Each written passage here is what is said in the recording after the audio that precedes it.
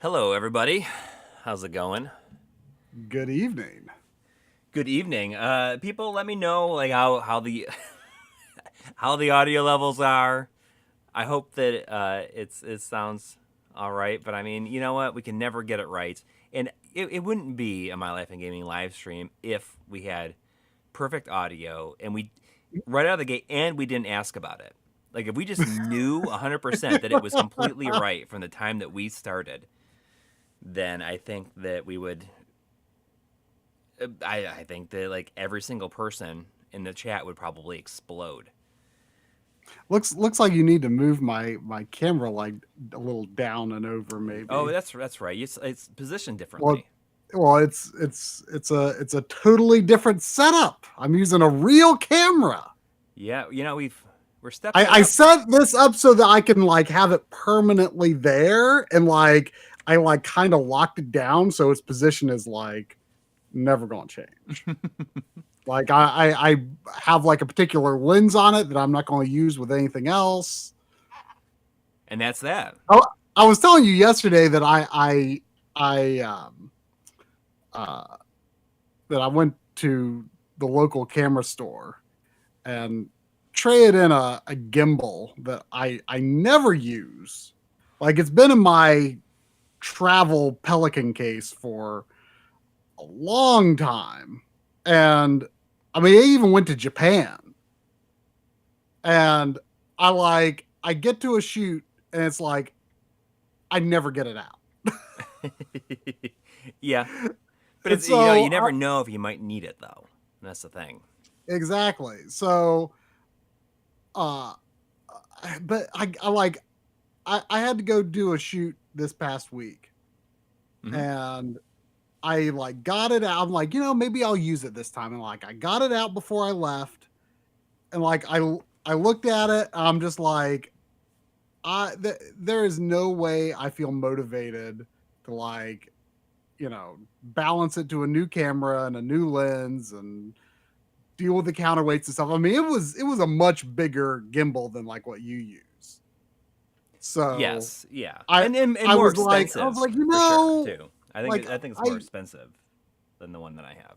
oh yeah, it's a much. I mean, it was also like earlier in like the prosumer Right. like gimbal era that Hmm. I got it, because I actually got it to do real estate video Yeah. because I thought that'd be a thing I could make money doing, and then that didn't last very long. But then I tried using it a bit um, for a while, but then it kind of fell into disuse, and I'm like, if I really want or need a gimbal again sometime, like I'll get a new one. But for now, I Yeah. just don't need this. Anyway, long story short, I thought like I thought they were probably going to offer like $100 or $200 for it, Yeah. and it's like a semi obscure one, so like they had to spend a little time to like look it up and figure it out and stuff. Hmm. They offered me $420 for So you felt like it. And so then I like took that you money blaze and that bought money onto something like, else. well, what I bought was a a used camera body and lens that I could use as like a permanent, like like older and relatively affordable, but for like a webcam, like I can leave it here. I always use this position when I'm like the co-host, or if I need to do a video call for any reason. So, I thought, Yeah, I mean that's what I've been doing. Like at least with my GH5, and I can move it up or down. I keep it mhm. right here for like most things, and then I have another quick release plate on an arm above it, and I can use this desk as a standing desk for when I record the podcast that I do with Chris. And that's it. Like that's good stuff. So just as a heads up, uh, we're gonna like not gonna go over too far tonight if we can.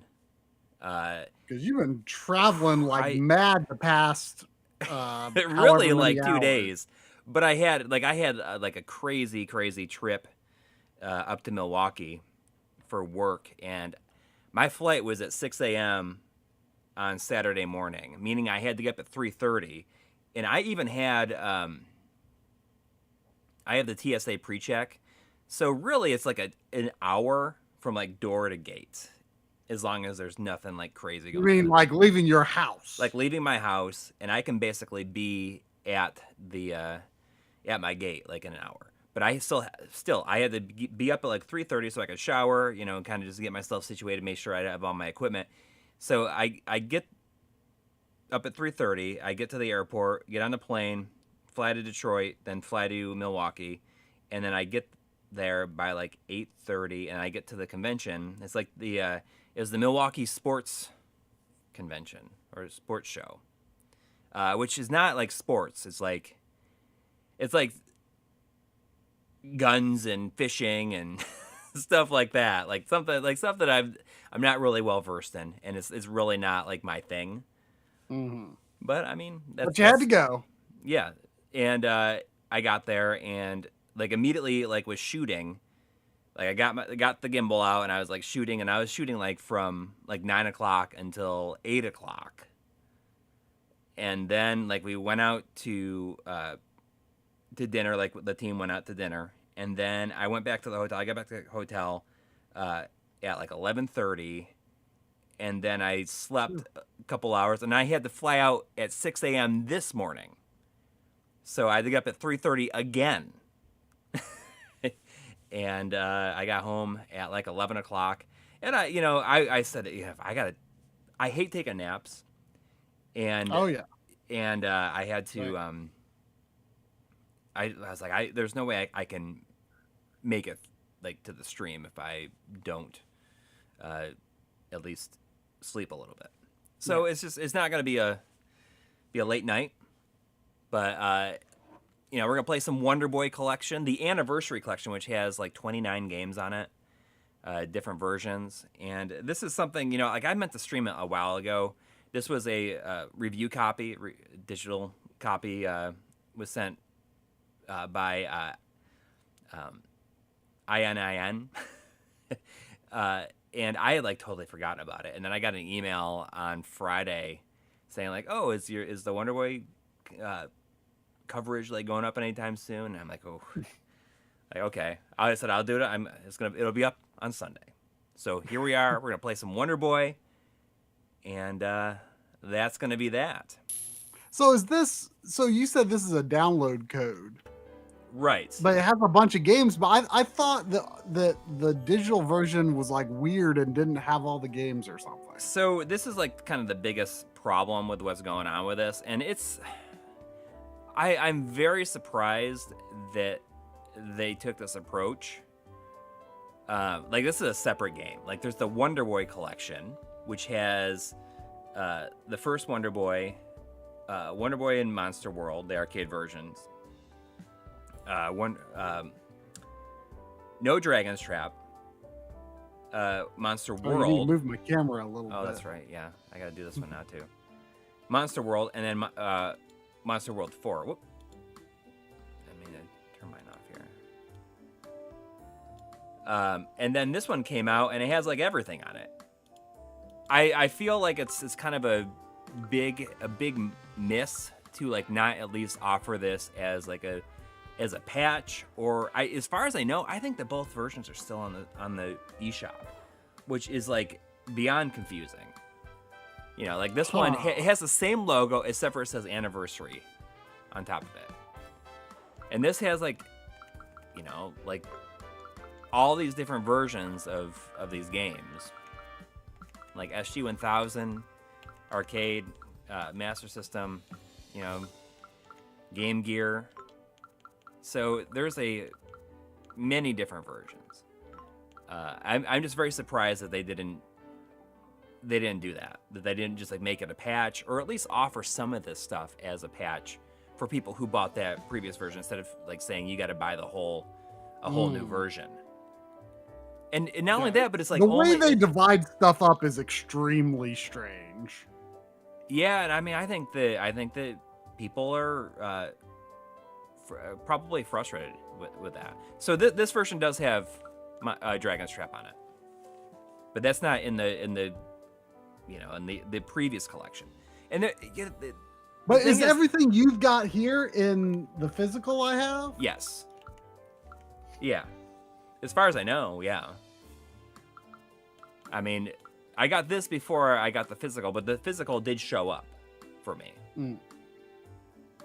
Oh, also, we were rambling on, but there was a $5 super chat near the start from old Nana Cheesecake. Thank you. Thank you. Saying it's the Wonder Boys in Stream World. Happy Sunday. Thank you. Thank you. It's so all their games basically use like a variation of the same emulator with the same options, and I think it's pretty good. It's always a very similar presentation. It's very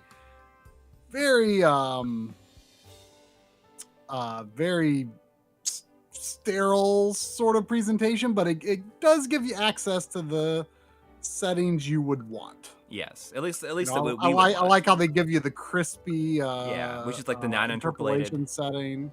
So so none is just whatever, but then crispy is interpolated, and soft is like it'll blur it a little bit. But in the wallpaper you got a whole bunch. But one thing that I did notice is that this version has an option for no wallpaper, but the previous Wonder Boy collection like forced a border, and then this one does not have that. So do people want me to use the border, or should I turn it off? Because I mean, normally we would not have it on, like playing ourselves, but people since it's just like, decoration for a stream layout, I guess it doesn't really matter. Yeah. There was also a $5 super chat from good old EB Chill too. saying I think Coury should be playing Cabela's Big Game Hunter game to commemorate his week. I think the funniest thing about that Test Smart HDMI switcher, is that the box it comes in has like a deer on it. Yeah. It's like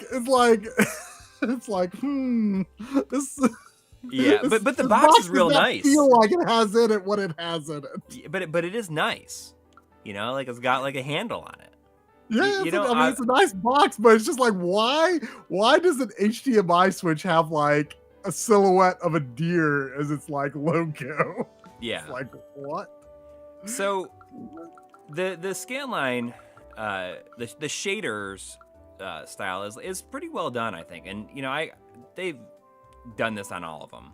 It's been the same thing, but I feel like it looks real bad on stream though. Yeah. Oh yeah. I mean, I'm not going to use it, but I mean, it does a pretty good job, I think. If you really want, it's basic, but at least it lines up correctly, which is more than you can say of a lot of things. Yeah. I mean, if you're big into like the retro arch shaders, which I've been like messing around with because of the Amber Nick, which was supposed to be out this week, but it didn't get done. But look for it this week. But you're really close, I think. Yeah, I mean, I'm moving along. I watched a good chunk of it. Yeah, well, that's just like the overview. But so I like shot something and I just like could not get in any kind of groove, and I'm sitting here and I stop and I'm just like, I look like I'm frozen in time for like at least 45 seconds, like just annoyed with like the fact that I couldn't get any kind of groove with shooting that. But whatever. Let me turn off the shaders for now. Yeah, turn off the shaders. Let's get. We'll get into the game here. Korvac says the RE4 demo is shaming me for my pitiful VRAM. I'd be curious what the PC. I mean, not that I would even consider getting the PC version. Not that I even have a GPU that would run it well at all. But I would be curious how the demo for the PC version feels, because I played the PS5 demo and I heard the Xbox one is even laggier, but even PS5, like, it's weirdly difficult to aim at enemies successfully because there's like this weird lag. Has anyone noticed this? See, I did not play the demo, and when you told me that, I was pretty surprised because I don't understand how issues like that get like so far into development. But yeah, I don't know what the deal is. Like I get that the testers just get used to it. But, yeah, I mean that I think that's the main thing is everyone who's working on it is just like so used to it being the way it is. But the rain's like the other thing, right? That they're changing. Oh, I did see something about that, but they said that would be fixed by a day one patch. But I hope that this lag issue can be fixed. I mean, I don't know if there's possibility it could be like also tied to like animation or something like that. I feel like for like Leon's basic movement, it could be, but I don't particularly mind the way he moves. Like it's honestly like movement for a lot of the older Resident Evil games, I think is fine to feel like a little heavy, but the aiming, like it's really hard to hit enemies. And what really drives it home is the PS5 version, thankfully, because this is a feature I really love to see and is not that common, is it does have, a little bit of aim adjustment that you can do by moving the controller. I love features like that. But it just does not feel like one-to-one with like where you are actually moving it like you would expect from like Splatoon or, I played Quake with that on. And luckily they figured it out for this because it is just a little bit of movement unlike Resident Evil 8, which actually like disables the right stick, and you like to turn all the way around, you like have to literally turn the control, like it's unusable. Wow, so there's like no quick turn, huh? I'm just gonna abuse the rewind features. Well, no, I was talking about Resident Evil 8. Oh, okay. Because Resident Evil 8, like the motion aiming was like completely broken. I see. It seems to be decently implemented in Resident Evil 4, other than the lag situation. Yeah,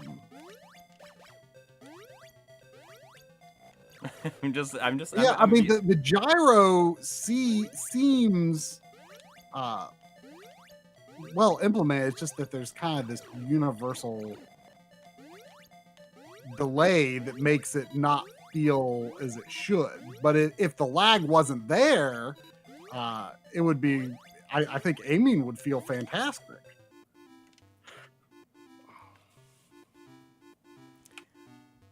I really like the first Wonder Boy. I understand that. Is this arcade version? This is the arcade version, yeah. Yeah, I mean, it's simple, but I can get into it. Everyone thought it was so bad, and it's definitely like very mobile phony looking. Oh, I didn't think that that HD sort of remake. What was it? Wonder Boy Returns or whatever? Yeah, did you? I got it on the Switch also, just because I felt like I needed to do it. The Wonder Boy Returns remix. Oh, I forgot. Was that the Switch version? Yeah. Like, yeah, it amazingly runs at 30 FPS all the time. I don't even understand how it happens, but it does. It runs at 30 FPS. Oh, on Switch? Yeah. Why? That is the eternal question. Why? That is the eternal question. I'm just gonna beat the first world now. I see that Ludicrous Fool says the remake's huge shift in tone over the original RE4 is something I'm not particularly fond of. I have to say I feel much better about the tone than I thought I was going to based on the initial trailer. And then like some of the material they showed shortly after, I was like, oh, okay, this seems a little more right, because there was no way they were going to get like Leon like as pitch perfect like B-movie cheese as he was in the original game, and he's probably still not, but like I think they at least, whether they're nailing it or not, I do think they at least know, they are aware of the tone that they need to hit. You know, like in the demo and the opening house, there's actually a second floor in the first house, which I'm pretty sure there's not in the original. And like a bunch of Ganados start to come in, and he's on the second floor, and he goes, "Well, I'll let myself out," and he just jumps out the window, which is very, very in line with the kind of things you'd expect him to say in the original game. I didn't even realize it was so close to coming out. I mean, I said to you, I said, I don't even think I'm going to get it day one, just because, I don't know, like, it's a great game, but I just have no desire to, like, play it, like, right now. Oh, Arioka's saying, is this his first time playing? There's a run button. I'm holding it down. I was holding it down. It's the same as the axe throw. Well, maybe it's just, maybe the run isn't as apparent In the arcade version. In the arcade version, yeah. I mean, there's a fast forward. We can do that instead. Oh, okay. We're gonna fast forward. We'll do it this way. Is that fast enough? Gladson says rewinding is really lame, which I agree with, but like, you're just messing around. I'm just like, messing around. I would never. You wouldn't do it if you were like trying to beat the game. Yeah. Like we're just messing around tonight. Yeah.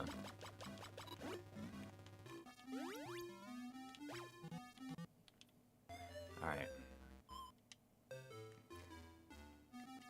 How do I back out here? Oh, is it this one? No. I see.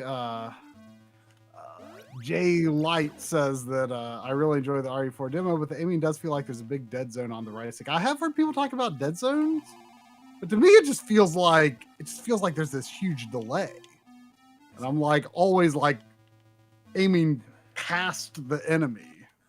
Oh, you gotta hold down start to do it. There's some cool, like, you know, like maps. It shows maps of every level. Oh. And they're all like the like screenshot, like put together, so you can see the whole thing. It's kind of neat. Oh, huh. Like you'd see in video game magazines back in the day. You should probably like shrink my video just a hair and still move it down a little bit. Okay. It's a little I feel like if I don't slouch a lot, like my head's going to be cut off. There. But you know, I'm actually like kind of wanted like I'm definitely going. I mean, I like the way that RE4 looks. I do think they're actually doing a pretty good job with the tone. Honestly, I think. You know, I mean, Shinji Mikami is a master of nailing the B movie cheese, but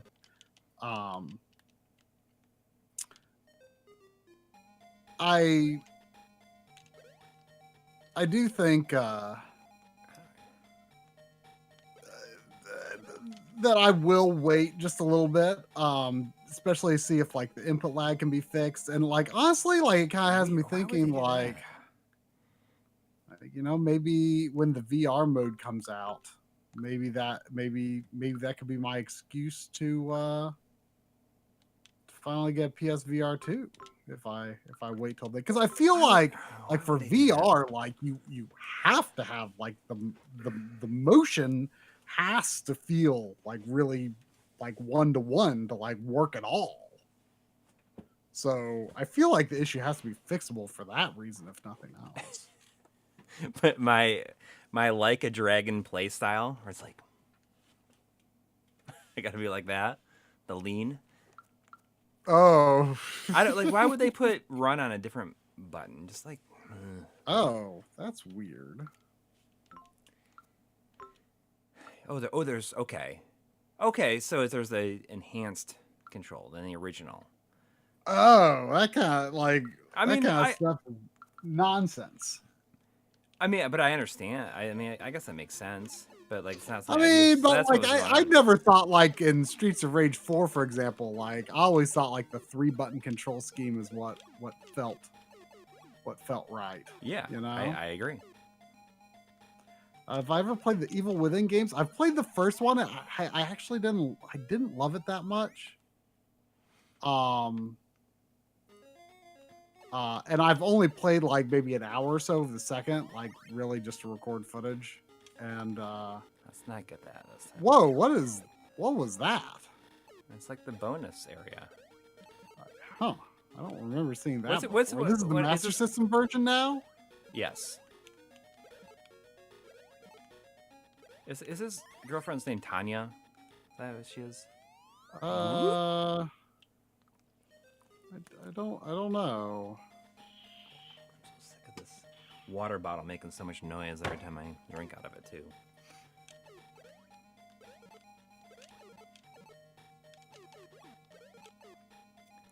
I mean, I appreciate that they have the option to do that with the controls if you would like that. Yeah. But it makes me think about how like I would default to not having it. it just makes me think about how like attack is put on like shoulder buttons in like every game now, even when it doesn't make sense necessarily. Mm-hmm. Like it's just like why does run need to be on R in a 2D game? So is the physical of this like completely sold out? I think you can probably get it for other systems, not the Switch, but I bet you can. I bet they have PS4 version. Was it on like Amazon as well? No, only the one with the 4 games is on it. Oh. The physical one version of this is only available through Strictly Limited. Oh. But you know, you should see because I'm pretty sure that there's a PS5 version that has not even shipped yet. Will you check on the site and see if they still have it? At least some version of it.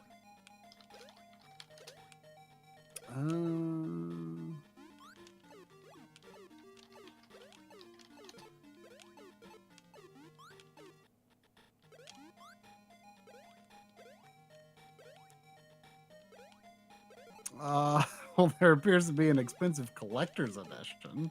Okay. For PS4. Okay, but not a PS5 version, huh? Oh wait, there's also a Switch collector's edition. But they're like it's like $100, right? Yeah.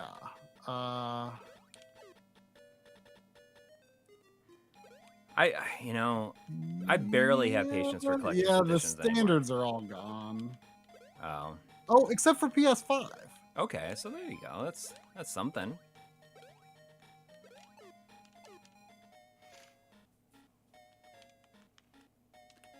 You know, I got this game when I went to Florida. The first time we used to go to Florida and visit my grandmother for 2 weeks every single spring break. And the first year that I got my Master System, we went to Florida, and this is the game that I got. And you know, I got it. I was so excited because I had played it in the arcade. But we were there for 2 weeks. I had to wait 2 weeks before I could play it. Like every time, you know, because I couldn't bring my systems with me. Yeah. I did bring my Genesis though one time. 1 year. I brought my Super Nintendo to my grandma's house one time. My cousin was with us and listening to me play Kirby's Dream Land 2 constantly on it was driving her insane. She's like, I hate the music. Oh. I'm like, what? I'm like, Kirby music is like the best video game music. But I think I remember she brought the NES to my grandma's house one time too. You want me to try the Game Gear version really quick?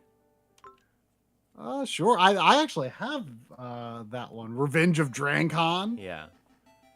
Let's just call it something else for whatever reason. Let's confuse people. Yeah, that's so weird. No idea why that happened.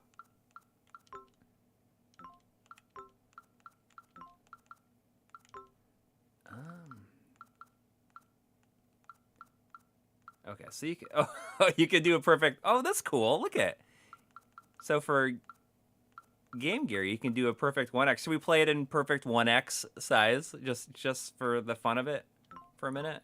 Oh, Shall we? We shall. I mean, like this is something that I always laugh when this kind of thing happens, because I can appreciate just like how silly it is to include this. Like, you don't need to. Like, nobody is going to use it except for to like joke about it, like we are right now. Yeah. But, you know, like, nonetheless, it's just nice to see it here. This is Of course, I'm assuming that it's 1:1 pixels, which means the aspect ratio for Game Gear would be wrong. But still, that's kind of funny. Is this Switch we're on? Are we on Switch? Yeah, it's a Switch. Speaking of that, I kind of mentioned this in the Discord, and I was talking to you about it earlier. So I got an email. I don't think I got an email. I saw it mentioned someplace that there used to be this thing on Twitter called Periscope. Oh yeah. And yeah. And we would like go through and it's just like a built-in like live streaming, essentially. Yeah. You would just like stream from your phone, and you could do like quick little fun things, and it was fun. We used it a bunch, really, in like I want to say like 2016, 2017. Yeah, and honestly, like I like for the past 5 years, I haven't even thought about it. Right.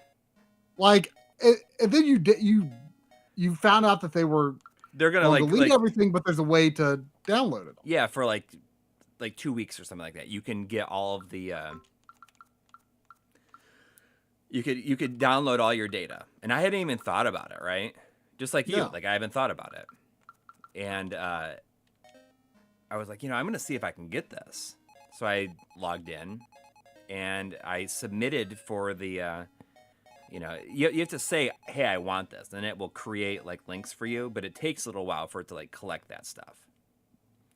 And I submitted to have that happen, and I waited like a day, and it still hadn't appeared. And then I checked again, like after I got back, because I put like a link at the top of my browser just so I could check on it, and everything was there. And I downloaded all of our Periscope videos. How long did it take? They're not big because they're really, really low resolution. And to my surprise, there's 30 of them. There's 30 streams, and I was like, oh, that's kind of crazy, but like not too like out of control. But then I laid them all on a timeline because I said I should do this with this. Is just like put it up on our behind the scenes playlist or something like that. It's just like do something with it, Because there's nothing I like more than repackaging content that we made years previously. And I laid it all down on a timeline, and it was 12.5 hours long. Wow. 12.5 hours. So it's all going to be, I'm going to put it all on on the bonus playlist. They'll be up tomorrow, but it's going to have to be 2 videos because YouTube has a 12-hour limit on length. So I got to split it in 2. That's funny. Like I could barely remember even using that. Oh, there's lots of little things that you're going to be surprised. I mean, the thing that we always remember is when we were coming back from shooting that limited run documentary, and we stopped at this medical like recycling warehouse, and we got all these PVMs. I mean, this was what, like 2016 maybe. Yeah, it was like April 2016. It was real early. And this was the first time I got a 20-inch PVM. Yeah. I mean, we got like 3 of them on that trip. One for you, one for me, one for Dave. No. You got one for Dave from another place. No, that was the one. That was where Dave's came from. Oh, okay. Yeah. I do recall that now. So, it was cool. It was cool. Like that's there, and then there's like all these other stuff that I didn't even know. Like a lot of times that you did. Like there was one where you like unboxing on launch day, unboxing your Switch, and like hooking it up for the first time. See, I remember doing that, but like I never really thought about the platform that I did that on. You know? Right. Yeah. So there's that. And there's like straight up like real content where you got it set up where you could go between like using where you use like hook up your like webcam to it, and then also you like use OBS to feed it at one point where you try out the I'm pretty sure that there's like one of them is like you unboxing and loading up the AVS for the first time. Oh wow. So gosh, like, that's a long time ago. Yeah. Wow. That's crazy. Like I have no memory of doing that.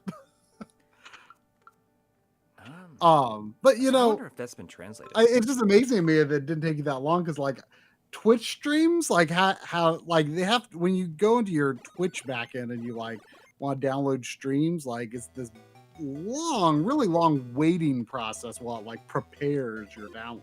Right. Oh, you can only have so many preparing at a time, and it takes forever when I'm trying to like get those streams for the end of the year. So this is interesting. I mean, it's not that interesting, but it's it's the arcade version of Wonder Boy and Monster World, which I kind of think sucks. Like I really don't like this version. Well, this is Monster Land. Yeah, I always get like them messed up, but you know what I mean. But I always get them confused. But like I just don't really like this version very much. You prefer the Master System version? Oh, by far, yeah. Yeah, I mean, I agree. This one's not as good. But what's interesting is that this it was Japan exclusive, but it came out on Sega Ages. The Sega Ages on the Switch. So it got an actual translation, but this does not have that translation in it. This was at Mikado. Yeah. I got B-roll of it there. There was $4.99 from Dial Up Chronicles. Thank you. Thank you. Saying everyone loading up their Wii U. Yeah. I mean, you've heard about this, right? Well, I mean, I've heard about that it can die if you don't boot it up or something like that. Right. So apparently, like, I mean, it seems like it's got relatively poor quality NAND flash. Yeah, and you have to like it can dry out or whatever, like the. Well, yeah, like it the gates will lose their charge and start corrupting itself. Okay. So apparently, I mean, I could not tell you when was the last time I turned on my Wii U, but it's definitely been like, in the last year.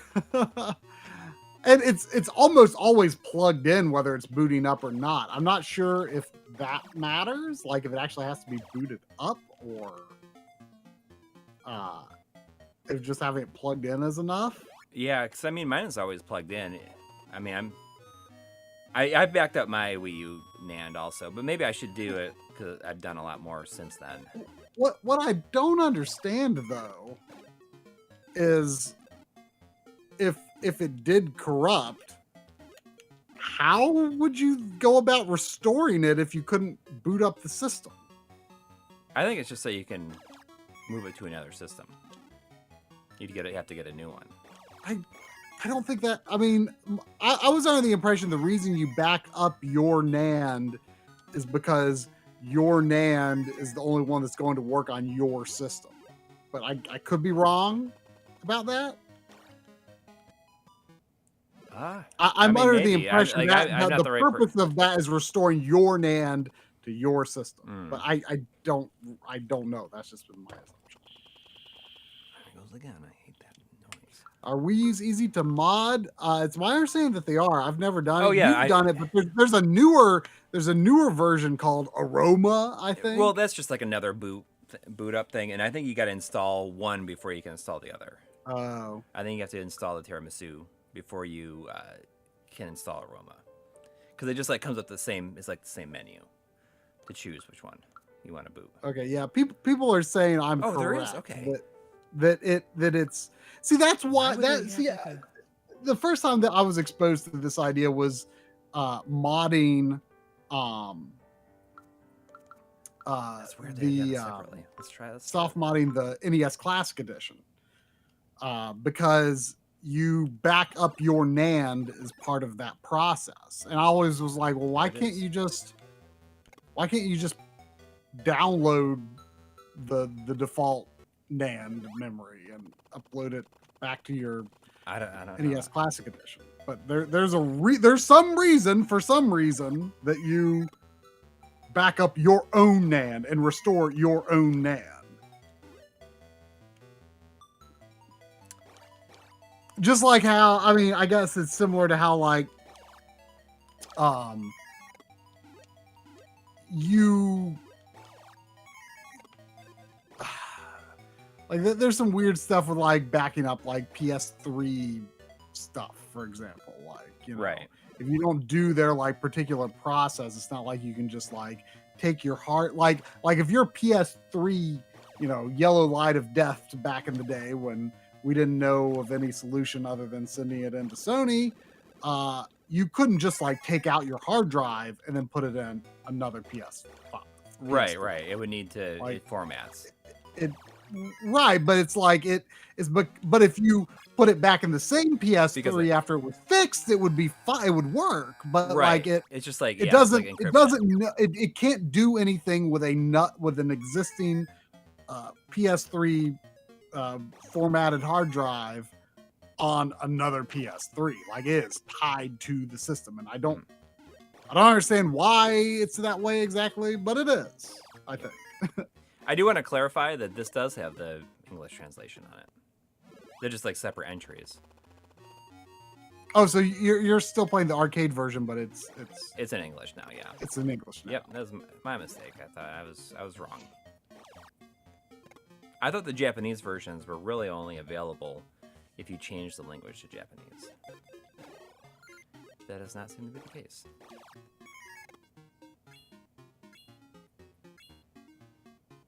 I mean, if there was multiple versions available.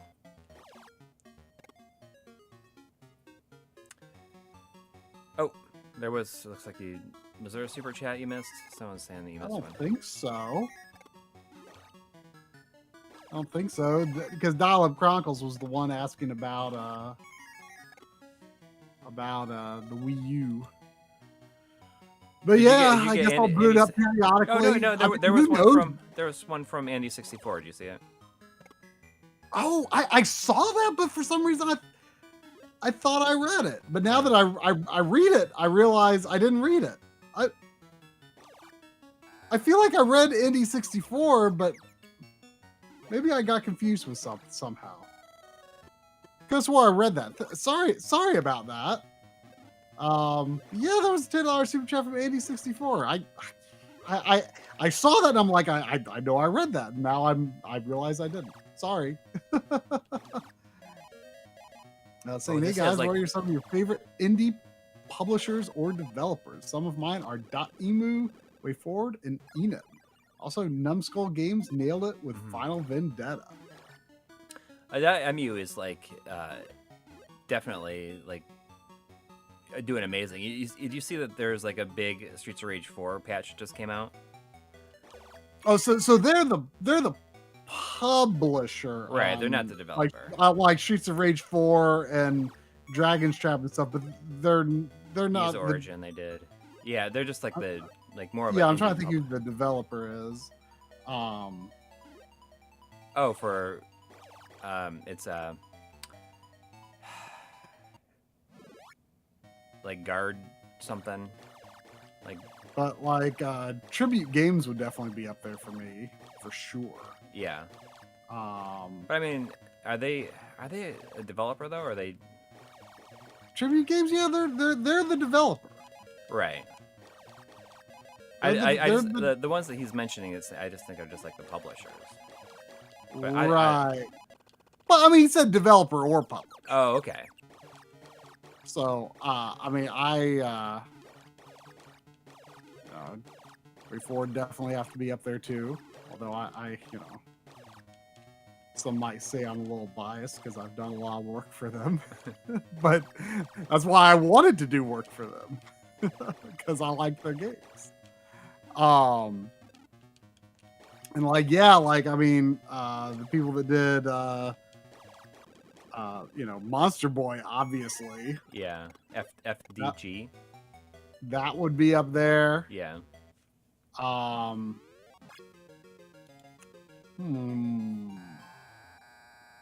What else would there be? I mean, do you think Falcom counts as an indie developer? We can pretend that they are. I mean, maybe. I mean, they're like family owned, aren't they? Still. Maybe. How about Ancient then? Oh yeah. Ancient definitely counts as indie. You know, I'm excited to see that shooter that Yuzo Koshiro is working on. Like it's actually for running on Genesis hardware, right? Yeah.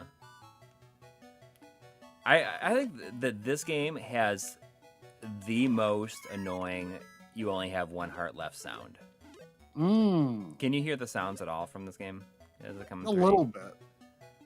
I mean, as bad as Zelda is, this is like a whole other level.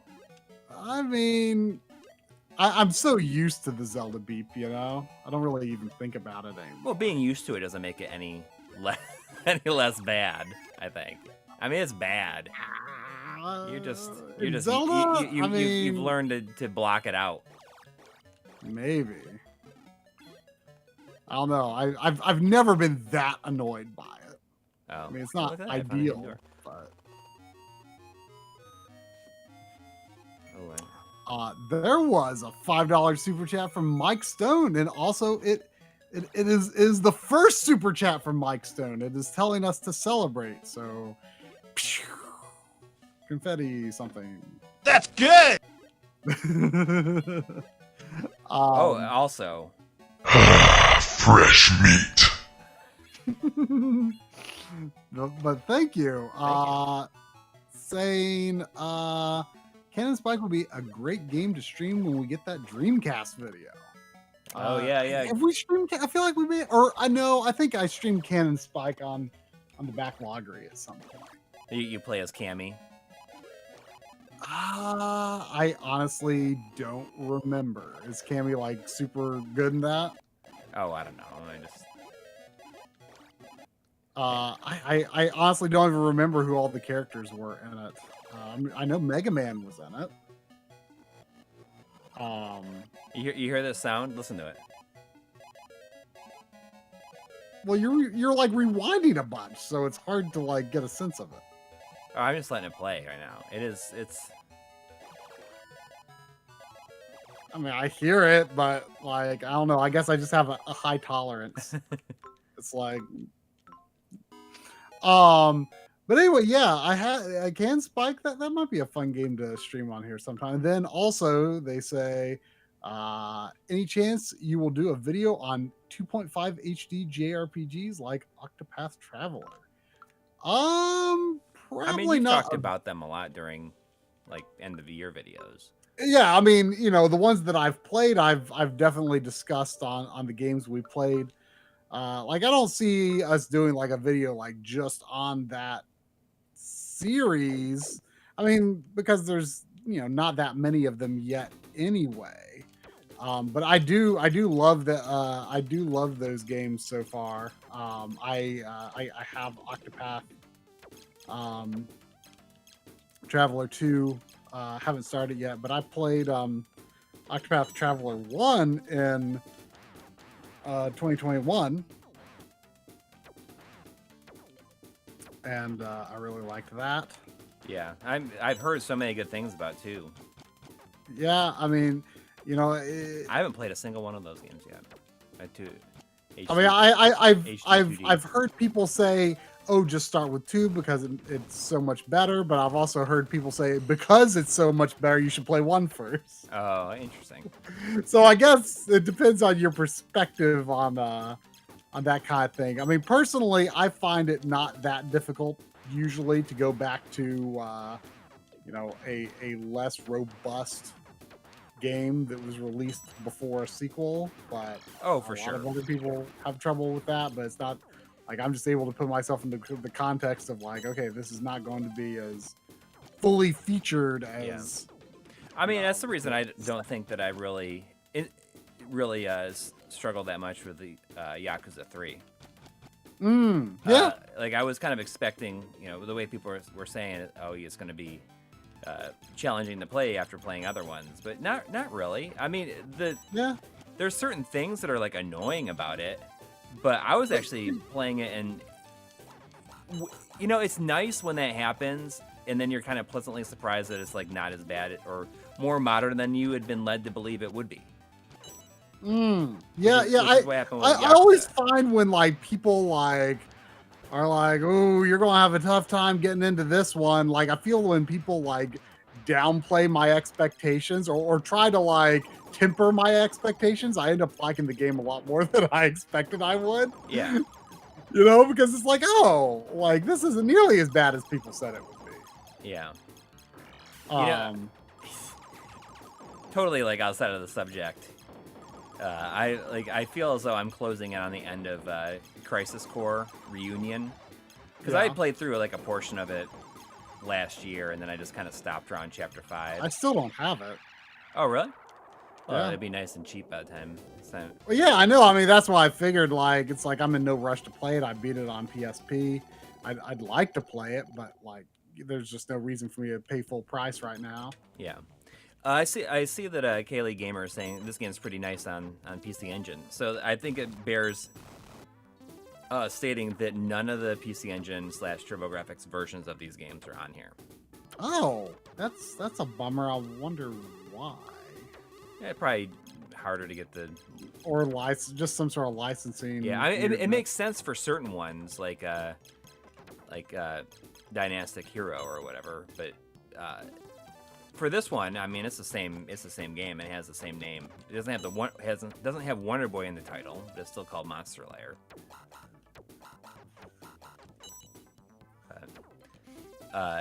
But Crisis Core, I played through it on the PSP, and didn't think it was that bad. And I still think it's like fairly fun to play. Although I feel as though by doing some of the missions, I've like completely broken the game now, because it's just beyond like beyond easy. It's just so easy now. Yeah. But what I think is kind of interesting or like annoying about it is that I'm not really sure if like anybody. I would be curious to see if people got out of it what they were kind of hoping they would get out of it, because it's just really funny because you spend so much like time like doing like nonsense, and then when it gets to like the stuff that people really want to play the game for, it like skips over like most of it, or like only shows it in like quick cutscenes, like the whole like going to the reactor in Nibelheim. You expect to make the trek to it, but it just like shows like some like freeze frames of it happening, and I'm just kind of. And then you're there. And then you're there, and then it just kind of skips over a lot of I feel like it skips over a lot of stuff that people were hoping that they would see in the game. Instead, like making you run around Midgar looking for materials to help Aerith make a flower cart for like hours. Huh. I mean, I barely remember the game at all. Like, I remember there were a lot of people saying like, "Oh, this is the best game that Square's made in years." No.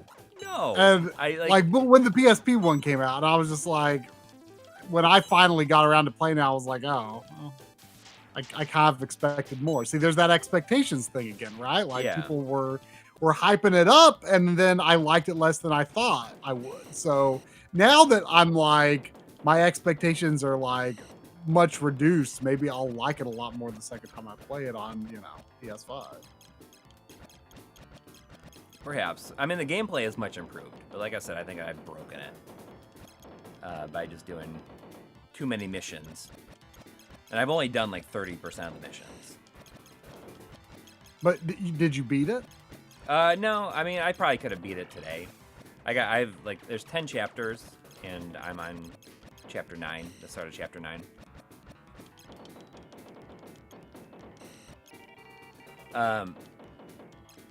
The JC band is saying, I think it skips over the stuff that you already did in Final Fantasy VII, but not really. I mean, you only see it in cutscenes, or are you're not playing as Zack, and it doesn't help that I think that like Zack's kind of like a dumb character. I feel like he doesn't really do much for me.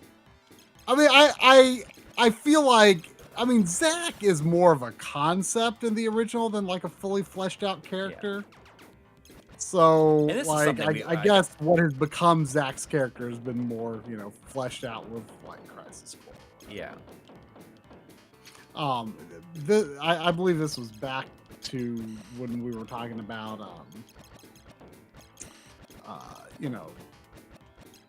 people thinking, earlier games are often hard to go back to.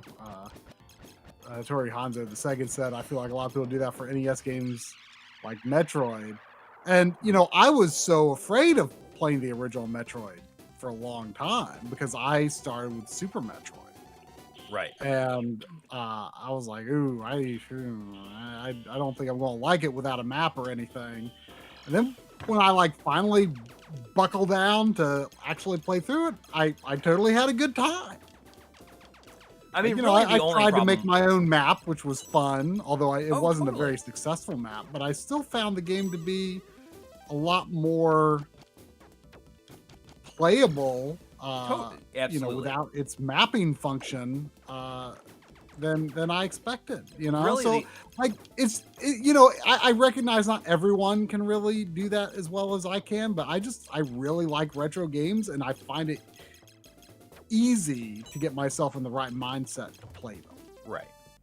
Like, honestly, the only problem I understand this was released at this time when this was the standard, or I understand this was released before this sequel, before this feature was introduced, or before it was running on a better game engine or something like that. Yeah. The only real problem, I think, with the first Metroid is starting with 30 health.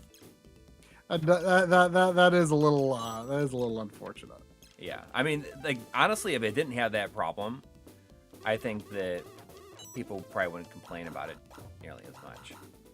Yeah, but I think most of the complaints go to the lack of a map. Oh.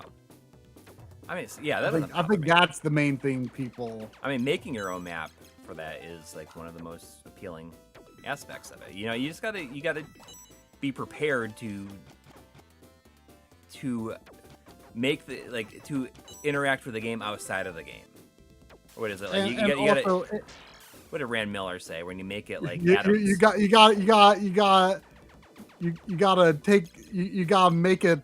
make it. I don't know exactly. Like make it atoms? Is that what he said? You make it atom. You gotta make it atoms instead of pixels. Yeah, and that's cool. Michael Off Grid says the password was my least favorite aspect of Metroid.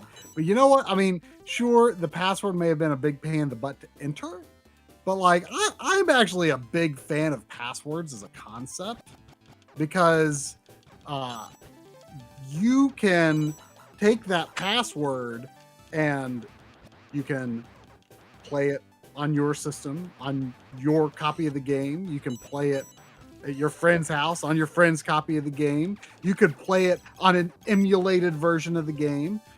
You could play it in any number of places. You can take that as long as you have a physical or digital. Like if you took a photo. See, I feel like I think the way that smartphones have improved the world the most is taking screenshots of passwords and games. That is the way. That is the way. That is the way. I mean, smartphones have probably overall done quite a bit of bad, I think. Right? Yeah. So that is one thing I can say that, like, without any caveats, beyond a shadow of a doubt, smartphones have improved my experience with NES games because I can just take a photo of the screen instead of writing down a password. You know, that's anything memory that is an related. unambiguous improvement to my life. So yeah, it's just I really like the portability of passwords. You know, you had to do this, big complicated episode about how to back up and restore like actual saves because they're stuck to the cartridge, or some games may not be easy to move off of memory cards or move off of hard drives or in the case of the Wii U, NAND flash, Wow, I have never seen this far into this game before. Well, I'm quitting, so I'm sorry. But still, I saw more of this game than I've ever seen before. Mr. Do says, Try has more pictures of video game passwords on his phone than pictures of family, friends, and Sandy. You're probably right, actually.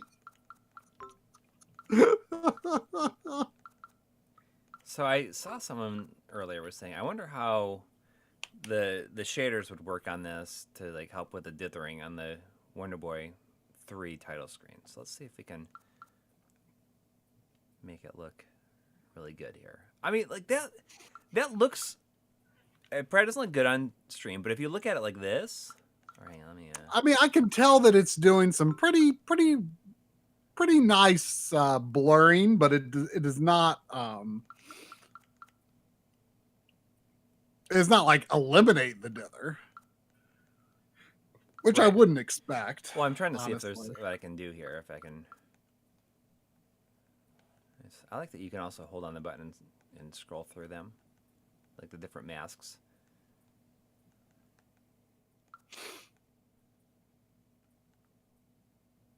I'm just gonna see how intense I can make it.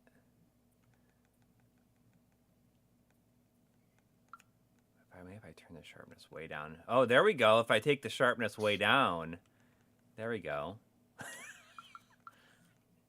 I'm still waiting to see what happens. Oh, wow. That's funny. There you go. Way up and it brings it back. I mean, I think that it generally looks pretty good. Like these shaders, like it does a good job. I can understand why they continue to use this emulator for stuff because I think it's pretty good. Except for when they do like weird stuff. Like I want to like I've noticed like the amount of like misspellings or like mess ups in the text. Like right here, right on Wonder Boy 1, it says to safe his girlfriend Tina. I think they definitely need some sort of like a copywriter to read over this stuff. You know, I showed you that one screenshot of Cotton 100%. Oh yeah, gosh. Yeah, it's just like the entire screen is text. Yeah, that was a little awkwardly implemented, I should say. There was a notification that Scott Snyder's been a member for 31 months. 31. 31. Holy mackerel. Saying, good evening, gents. I was lucky enough to place an order for Metroid Prime Remastered on Amazon. Here's hoping it arrives as scheduled. Keep it too real to be real. So, thank you. Man, it's So I'm so glad. I was definitely like keeping a close eye out for Metroid Prime Remastered pre-orders like the day it was announced. But I didn't expect it to be as kind of difficult to get for a while as it ended up being. Yeah, it's weird. It continues to be so difficult. Did you get it? Oh yeah. I mean, I ordered it from Target. I did the there was a point in time that I didn't even realize this was like a deal that like went away until like I recommended it to you, where I ordered it from Target along with Tears of the Kingdom, and it was like buy one get one 50% off. Right. So I got it for 50% off, so $20, and that's why I was like, okay. So I originally thought the game was going to be $60 anyways, so I could justify getting the digital version as well because I wanted to play everything.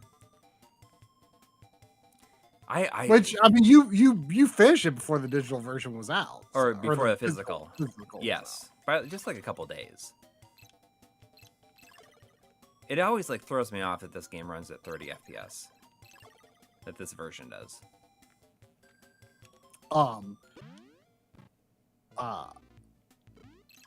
But like it seemed like even people who like ordered it like in the initial batch like didn't like they just weren't shipping or weren't available or something. And luckily Best Buy had mine available on the first day.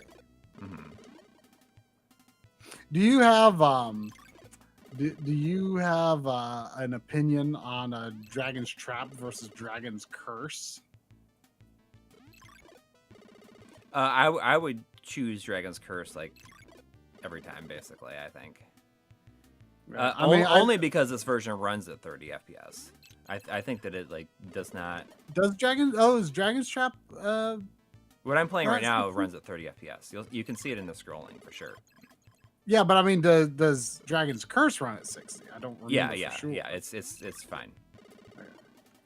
Because I mean, I played through it a long time ago. On the Wii Virtual Console.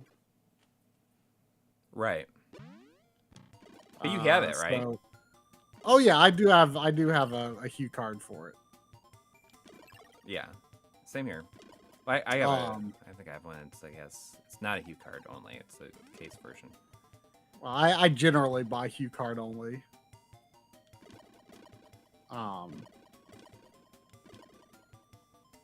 But yeah, I agree. I would say that's the better version. I just wasn't sure if you being such a Master System guy. That said, I do think this is absolutely one of the better Master System games, even though, you can play it on another system. Right.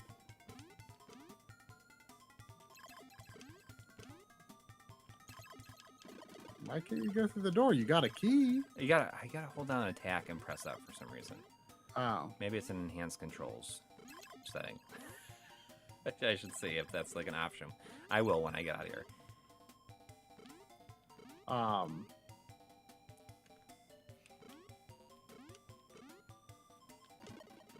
Yeah, this game is much more my style than most Master System games. Most Master System games are just something a little off about them to me. Yeah.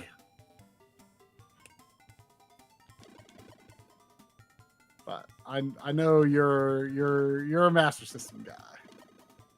Yeah, but I just feel like the TurboGrafx 16 version is just a lot better. Yeah. Way more playable for me.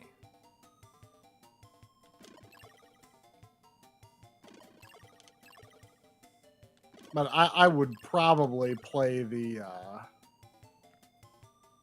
You play the new version. Play the new version if I wanted to replay it again. Well, if you wanted to play the Master System version. If you want to play the Master System version, you just play the retro mode on that one, because then at least you get the 60 FPS. Yeah.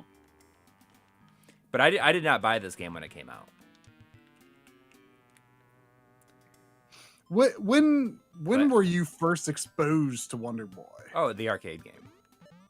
Oh, okay. Yeah, I mean that's why I got the Master System game, is because I played it in the arcade. I mean it was the original Wonder Boy. Yes. Yeah. How did you feel at the time about the sequels being like really different, like more exploratory types of games? Oh, I thought it was cool. I mean, I didn't think too much about like the change in gameplay that much. Yeah. It just seemed like it's like bigger, It feels like a lot bigger. So. Oh, we got Game Sack in the chat here. Oh. Saying Dragon's Curse is missing a musical instrument from Wonder Boy 3 in the first sea area stage. Wonder Boy 3 has better characters. Otherwise, Dragon's Curse all the way. It also You mean better characters? Like, is it like the versions of the main character, or the like the shop owners and stuff? Aren't all the transformations the same? Yeah. Okay, so you got to hold up and press attack to do it. Or do you have to hold it up for a... You hold up for a while? I forgot that the TurboGrafx version can save. Yeah, it uses the file cabinet. I love that they call it the file cabinet. Is that actually saved to the Hue card though, or No, is it needs like the... It requires a CD system. A CD system, or like a Tenneco bank that goes like on the back. Well, is there a Tenneco bank that goes on the back? I thought that was always a Hue card. There's one that goes... What is it called in the U.S.? It has like a different name.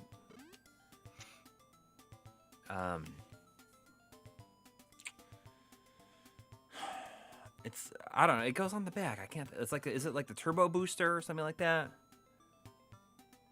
Or is that just to get composite?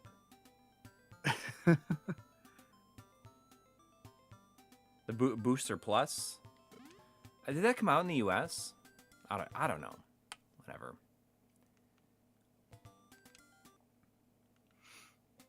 Something like that. All right. What are we gonna? I was gonna like just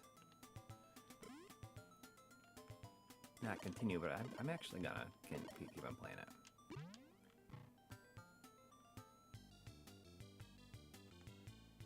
You're going what?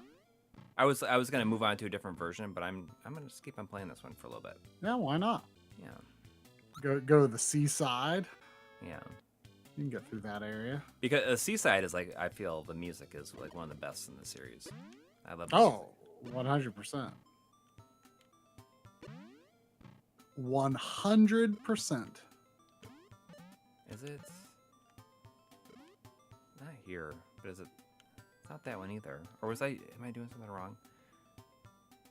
Do Tenneco's run it off of a battery, or like how do they actually function? I think there might be a battery inside it that can't be replaced, maybe. Because it's got like that, like almost looks like Yeah, padding. I mean, Hue cards are sealed up. Oh, this sounds like wrong. Really? Or is it just because it's the FM version? This sounds like... It sounds wrong to me. But then It sounds like there's missing entire missing sections of the music. Yeah, there's no option for FM. Like I'm just hearing it go.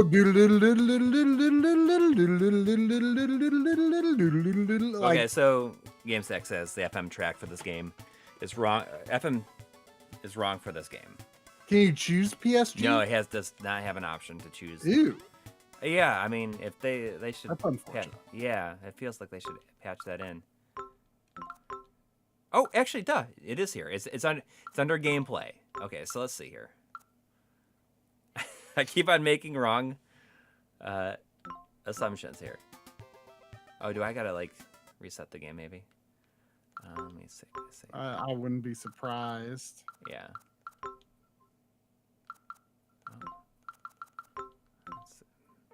I never knew that the FM music was screwed up for this in this game.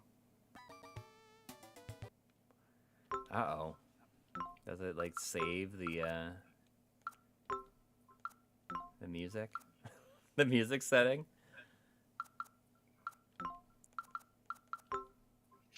Well, it is a saved state. Yeah. You'll probably just have to go back to your save. No, it's hang on. Yes, hear what the music sounds like here. Okay, so it's there, but if I load the save state, No, it saves it saves your music. Your music set. Even if you turn it off, it's like you can't toggle it back. Go to like a place where a different music would play and see if it triggers, and then like come back. Nope.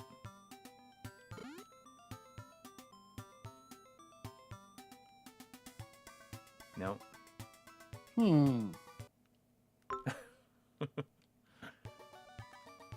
So it saves your music in the save file, but I could probably use a password or something like that. But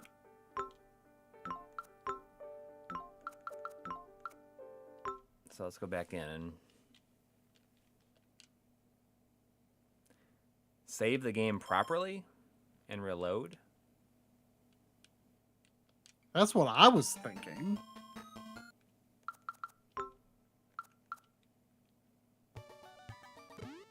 I can't. Like you went to like the big house, right? Right, but it only has passwords in this version, I think. Oh, really? Yeah. So the only way to save is using save states, is what you're saying. Yes. They didn't add like a save function. Right. Right.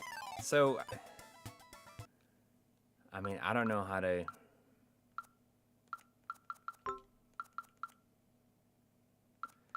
Do anything about it. Okay. It says, when changing this, you'll need to restart the game for it to take effect.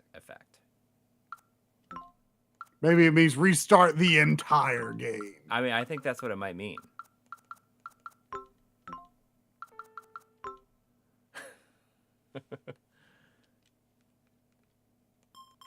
This was not M2 that did this. This was Bliss Brain was the developer of this. Speaking of really M2, familiar who they are. Oh, speaking of which, the reprint of the Blu-rays came yesterday. Yep, and they are up on the store. Yeah, on our so website. if you go to mylifeandgaming.com, you can go to the store tab, and we put a bunch more into Blu-rays in stock. We will also have them at the Midwest Gaming Classic in like 2.5 weeks. Yeah, we're holding back. But we won't sell out all the ones. I don't think we will sell. Yeah, I don't think we're going to sell out the ones but just in case, we are holding some back so we can at least bring some to the convention. Yeah. But yeah, so if you did not get a copy when the initial bunch was available, then you can go on now. I expect that we're gonna have stock of them for a while. Yeah, I think we put up like 150 of them. Yeah, we had 200 made. We had 200 made. There's 150 listed as available now, and we're holding some back just in case shipping issues, to take to conventions and stuff. But and I think like 8 or 10 have sold since we put them up. So, it's going a lot slower than it was last time. But so you don't necessarily have to rush, but they are a limited quantity, and I kind of don't think demand is going to be so insane that we would be likely to make another run. Yeah. Certainly not anytime soon. So, let me see how many. Let's see. How many have we sold? We've sold 9. Yeah. Of the new stock, which is in line with the pace of how sales were in the last several days that the first batch was available. Right.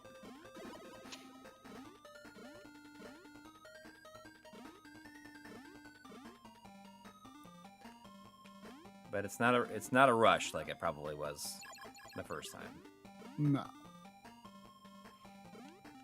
Although I wouldn't mind if it was a rush.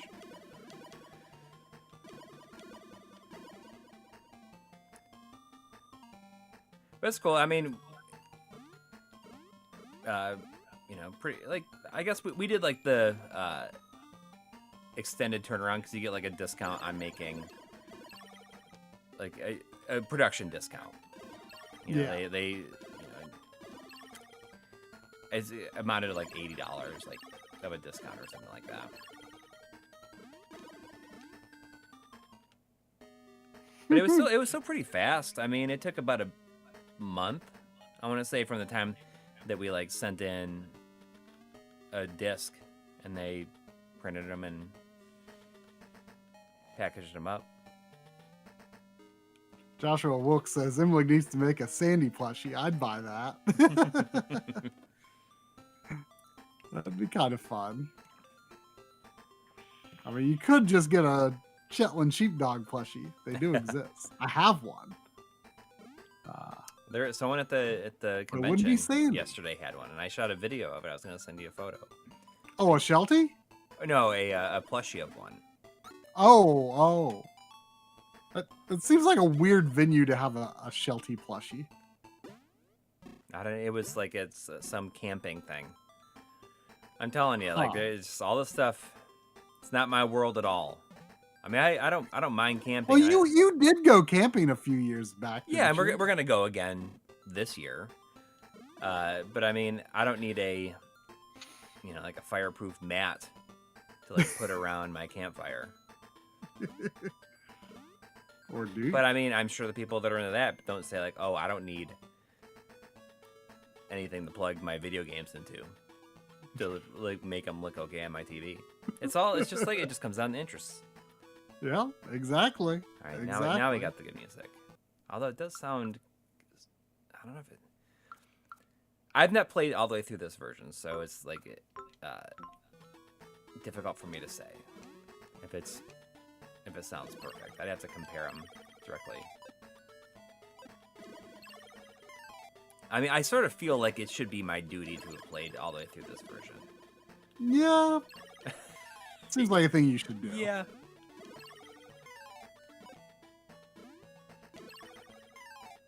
I mean, I don't think I have either, to be honest. But I mean, it's the same thing. I mean, gameplay wise, it's identical to the remake. So yeah. And the remake is so good. There was no comment, but a notification that Wayne Johnzak has made their first super chat. A lot of first timers. Fresh meat. I feel like that's so loud. That's so loud in my ears when I do that. I apologize if it's so loud that it's obnoxious. I mean, I would say it would be appropriate for it to be so loud and to consume everything in your ears and head. Yeah. It's pretty loud, yeah. It's the Butcher. It's the Butcher from Diablo. Diablo. Diabler? Hey, did you get around to watching Days of Future Past? Oh yeah, we watched it yesterday. I mean, since you watched the other ones like pretty recently, I feel as though that probably made it even more rewarding overall. Honestly, I didn't think it was anything like super above and beyond most of the other like good ones. Oh, really? Yeah, I mean it was good, but like I still think 2 is a lot better than that. I would say, but it was good. It was good. Like it. One thing I had a little hard time getting over in the beginning was just the technology that was on display seemed so much beyond like what could have come within, the characters that had already been around, like they could have come within their lifetimes, You mean the actual future stuff, the Sentinel stuff? Right. But I'm assuming that a lot of the advanced technology came from like the Sentinels, like probably like advancing their own technology once they kind of took over. I guess. I mean, I don't think that. I mean, I feel like the X-Men movies have a lot more little things that are like hard to reconcile, like canonically, like between movies compared to MCU. Like, there's just a lot of little things that's like, that doesn't seem quite right, you know? It's just whatever they need to do for the convenience, I guess. Yeah. Like they have been very inconsistent on like when Xavier like couldn't walk. Oh, well, and that, I mean, yes. Because like, especially if you take into account like the Wolverine movie, the first Wolverine movie, like he's standing at the end of that. And like the beginning of X-Men 3, he's walking when they meet Jean Grey.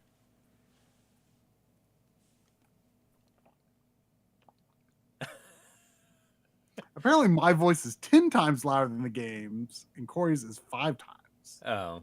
I don't know if we are unbalanced. Game's like, oh God, dear God, do you guys have a soundboard now? Well, I use it sparingly, but I mean, this is on there.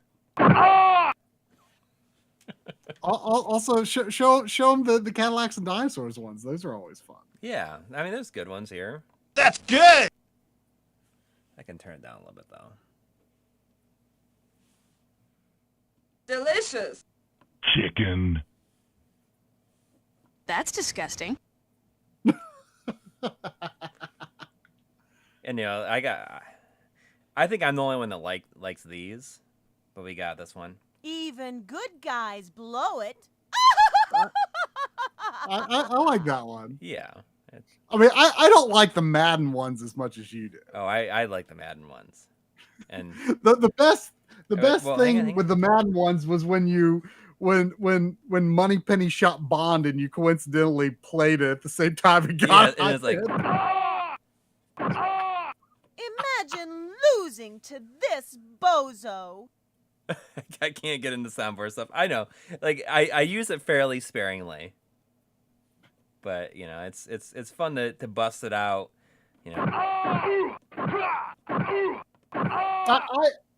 I would enjoy using one myself, but I've still not gotten a Stream Deck. Or what I want to do is like do the Stream Deck on your phone thing.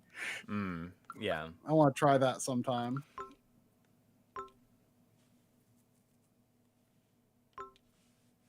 Imagine losing to this bozo.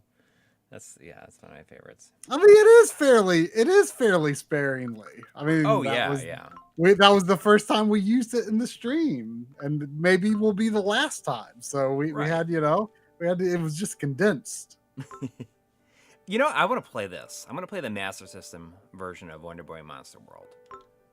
Oh, yeah, I think I booted that up when my physical came.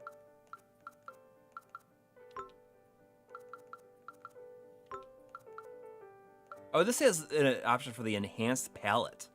When enabled, this game will use a palette which has been enhanced to look a little more 16-bit. When changing this, you'll need to restart the game.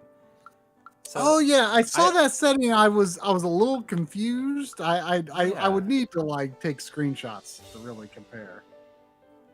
Yeah, let's see if we can do that here. I mean, if we just look at the title screen, or you think it's even noticeable at the title screen?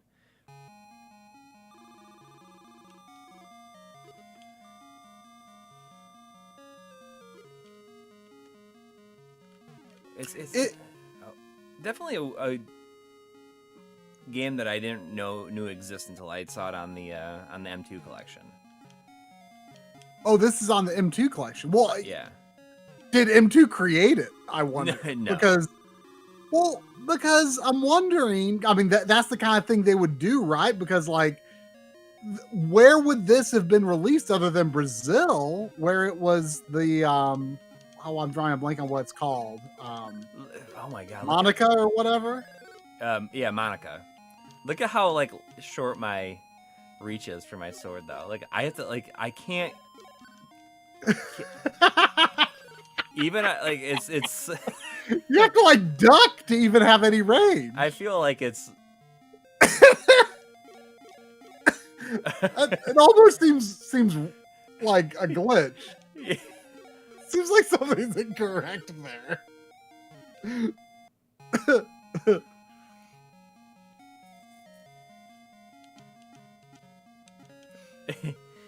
Yeah. Entry is prohibited. I mean, it's in English. Carlos Perez says I have the European version of this, so I guess I guess they released the Wonder Boy themed one in Europe, perhaps, and then probably Brazil. I would assume was only the Monica version. Anyway, there was a $5 super chat from Mega X6. Thank you. Thank you. Saying I was playing Breath of the Wild, but switched over to the Dragon's Trap to go along with the stream theme. Nice. That's fun. Do a lot of people do that? I wonder. Like they kind of play the games Play with us. Yeah. Oh, look how you just you go to the bottom of the water. Like there's just floor there. Yeah. Well, I mean that's how it is in the other version. You don't. Yeah, go but under you unless you're sink, holding the trident. right? No, I mean you walk on a little like the same amount. Like your head sticks out of the water, unless you're holding the trident, and then you can swim deeper. But don't you also kind of bob in the water a bit rather than just walk on it? Yeah, but I can understand why they would do it this way for this. Yeah, it's funny looking. Although it's kind of cool how you can actually see a little bit of your body through the water. Yeah. The enemies look a little weird when they bounce back. Yeah, it's almost. Wait, was that way shorter to get to the forest? Oh yeah, it's missing the the jellyfish you got to jump on. Yeah. I mean, the music sounds kind of bad, but also it sounds wrong, but also I don't know. I could imagine feeling. If this is what I Oh, played. that's a long password. Yeah.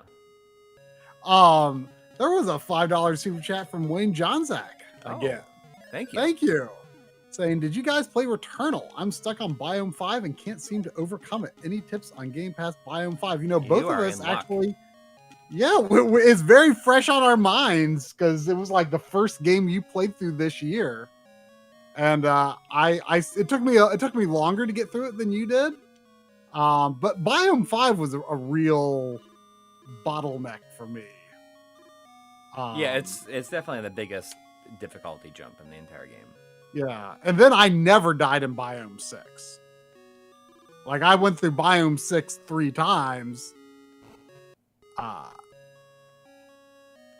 Because I ended up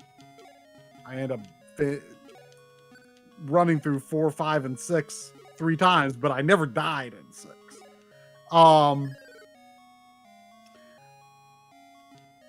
Let me think. What would be a good tip for 5? I mean, in a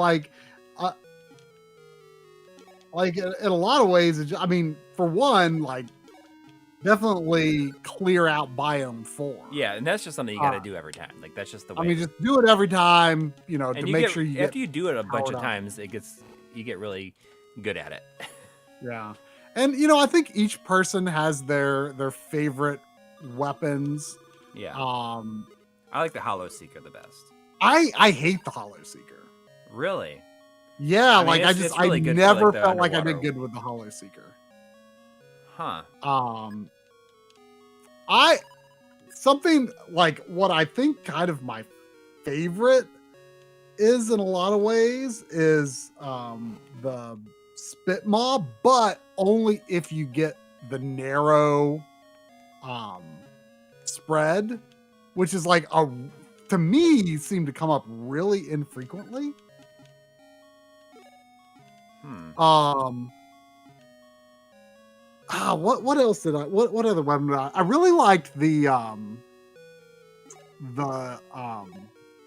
what was it called, like Doom Bound or something like that. That's not the pylon one. That's not the pylon one. No. That that one is really good too. Yeah, that one grew on me later on. It's quite good. No,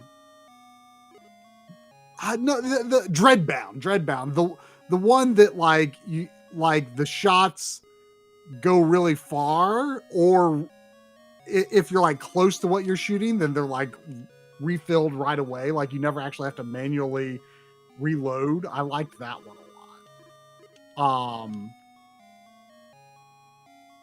Why am I drawing a blank on what else I really liked? Because there was at least one other. The grenade launcher style one was pretty good, but I still preferred others if I got good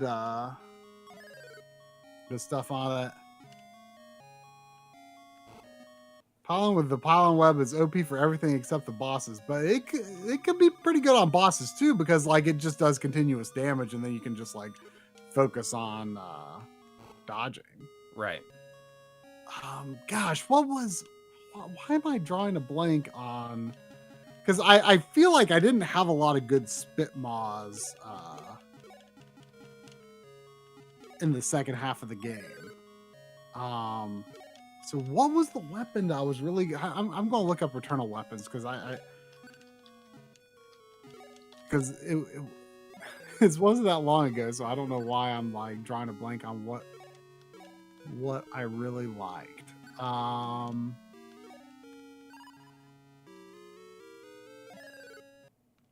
if I save the game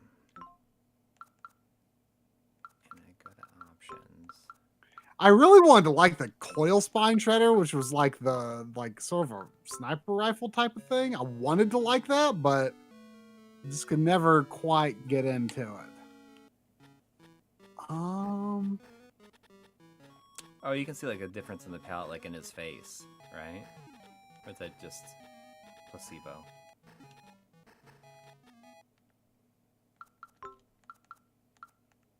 Rotglen Lobber. I don't remember ever seeing that. Yeah, you see it. You can no.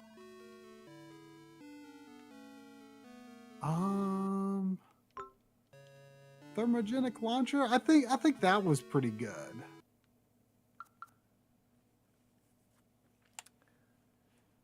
I don't know. Those ones, they had too much of a reload gap, and that's one of the reasons I like the Hollow Seeker. Is But see, the thing I like about the Spit Maw is like a lot of the rapid fire weapons, like you have to like hold down shooting so long to like do good damage, and I kind of liked more like I liked the Spit Maw because it could be like just like shoot while it's safe and then just get out of there, you know? Like it's just you deal a lot of damage in one blow rather than like having to hold, you know? Mm-hmm. I guess I don't know. I didn't use it very much.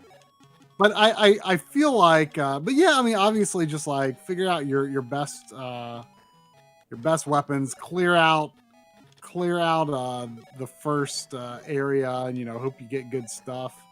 I mean, some of the things, some of like the most game changing artifacts for me were like, I gotta run to the bathroom. I'll be right back.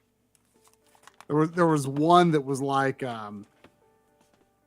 that reduces how much it costs to increase your health. So like you can fill up 2 things instead of 3 things. That makes a big difference. Also,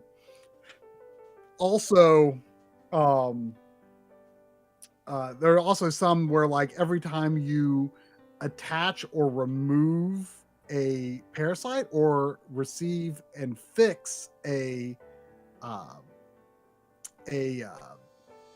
malfunction, you would increase health. That was useful. But really, I would say the what was there was something that was like a huge game changer that I think I got the first time that I finished Area 5. What was it? Gosh, what was it? There was something that I got. It was really, really good. And then I got it a few times after that.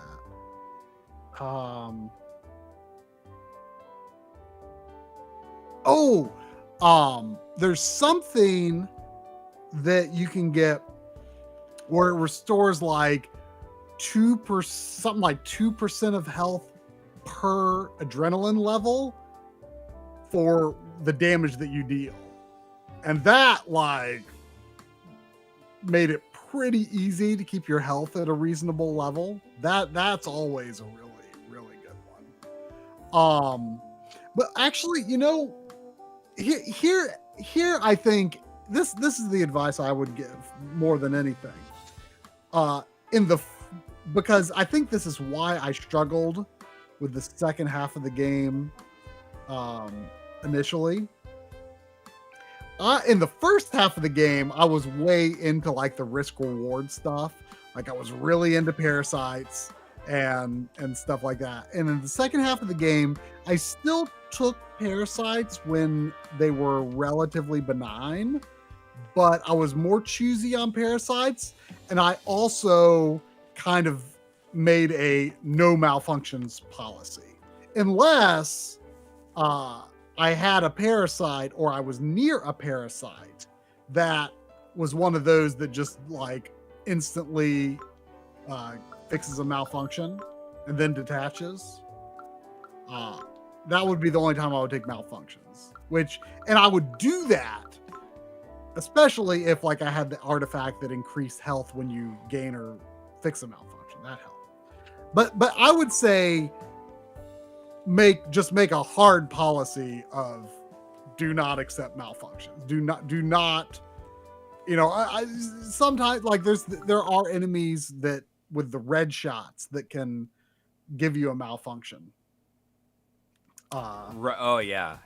You know, there's only so much you can do about that, other than, get good, I guess. But that was the big game changer for me. I played loosey goosey in the first half with the risk reward, and I think in the second half of the game you really got to play it safe. Just if there is a chest that has any chance of gaining a malfunction, if you don't have excess ether to cleanse it, just forget about it. Just don't do it. That was what made the big difference for me, was just no malfunction policy. Especially because if you get an extra malfunction while you already have 2 malfunctions, then you lose an artifact, which is very bad. This is always a good game to show like shimmer. Because a lot of systems moves like at the right pace. Well, yeah, and the ground. But you can can't see turn it. on your crispy and soft interpolation here. Right. Exactly. I'm just saying right here you can see it, like, you see a little bit on the ground here. But then it's a good way to demonstrate the interpolation. Mm-hmm. This is, I mean, there's a reason that we got so associated with Wonder Boy, because we just loved showing this game in RGB videos. Yeah. But the unfortunate thing is this game is actually not a great representative of Genesis games as a whole because of the 256 resolution. Right. But I just think that the runs at a graphics different resolution than most Genesis games. The graphics are just really nice in it, though. It's just like a nice looking game. Yeah, it uses dither more sparingly than most Genesis games. Yeah. It's just a lot of bold colors and bold outlines. I got caught up talking about Returnal, and there was This was obviously back on the Master System version, but there was a $2 super chat from Mike Sherry saying, the snakes are mocking your reach. Yep. Then there was a $9.99 from Kelvin Jones. Thank you. Thank you. Saying, do you guys plan on playing Zelda Tears of the Kingdom? What improvements do you want over Breath of the Wild? Yeah, absolutely. I mean, that's got to be a day one for sure. Yeah. I mean, the only thing I hope that there is some sort of overhaul to weapon durability. Like that's like probably the what main most people thing. think. Although I don't really care. I'm indifferent. I know, but I don't like. I don't know. Like I want something to like make it so that they either last longer or you can do something to, just make it so you don't like lose them. I mean, I like the fact that you have to you're forced to experiment and but pick up different things, and I appreciate that aspect, but some things maybe do break a little too easy. I suspect they will at the very least rebalance it so that maybe things don't break quite as often. But I do think it's a good aspect. I mean, I think some people think that weapon durability is just bad in every game, and I don't want to deal with it in most games. I mean, it's like picking up guns in first-person shooters, and yeah, I agree, because Uncharted was like the first game I ever played where it was like you can't just hold all the guns, and I was like, oh, well, this is actually kind of interesting, where like you kind of look at what you have and you're like, oh, well, I don't have a lot of ammo for this gun, so I'll just pick up this different gun, Yeah. Because you can only really hold, a big gun and a small gun, right? So I kind of like that idea of just like assessing, what you want to take with you, and, leave what you leave and then move on. Like I liked that. I like those considerations that, I like it when a game does make you have to wrestle with that a little bit, A little bit, but I mean, it's constantly happening, unfortunately, in Breath of the Wild. And I learned to live with it, but if there was one thing that I could change in that game, it would be that. Or make it optional or something. I see Chico Might saying, would be nice if they made Tears of the Kingdom a little more accessible to non-hardcore Zelda fans. I was so overwhelmed starting Breath of the Wild. I had no motivation to get anywhere and put it away. I don't know if I would necessarily say that the way it was designed was like specifically to appeal to hardcore Zelda fans, though, because like it's so different. Like I know it's trying to kind of get it's trying to get at the idea and intent of what Zelda 1 was, but it's not actually what Zelda 1 was. Like Zelda 1, I feel like it kind of goes back to the original idea of the series, but in practice it plays so differently from every other Zelda. If I had one thing, it would probably be I would like to see more robust dungeons. Yeah, I'm sure that's going to be a priority. I think that and so. Like, the weapons are going to be like the two biggest priorities. Yeah, I mean, a lot of people say like, oh, it didn't have dungeons, but I mean the sacred beasts or whatever they were called, they were dungeons. But what my suggestion would be, I would like to see. I understand that Breath of the Wild had to have all of your core items and abilities available from the start of the game to create its like truly open-ended exploration. And I hope they keep that in Tears of the Kingdom, because that was really cool. And if you're doing a direct sequel to Breath of the Wild, I feel like you kind of have to do that. But I would like to see dungeons have unique items or when I say the word, I'm going to say gimmick, but like I don't mean that in a negative way. Gimmicks can be good, Gimmicks can be good when well implemented. I would not mind seeing there be like a gimmick that only applies to like particular dungeons. Like maybe you get some kind of item like one of the canes in Link to the Past, for example, that would make the platforms. Although I think that was actually one of the magic spell thingies that you could do in Breath of the Wild. But like, just for example, like that, those items like toward the end of Link to the Past, they actually weren't that broadly useful, but they were used pretty heavily in dungeons. Just like come up with items like that are useful only in that dungeon, and you just use it in that dungeon. Or I think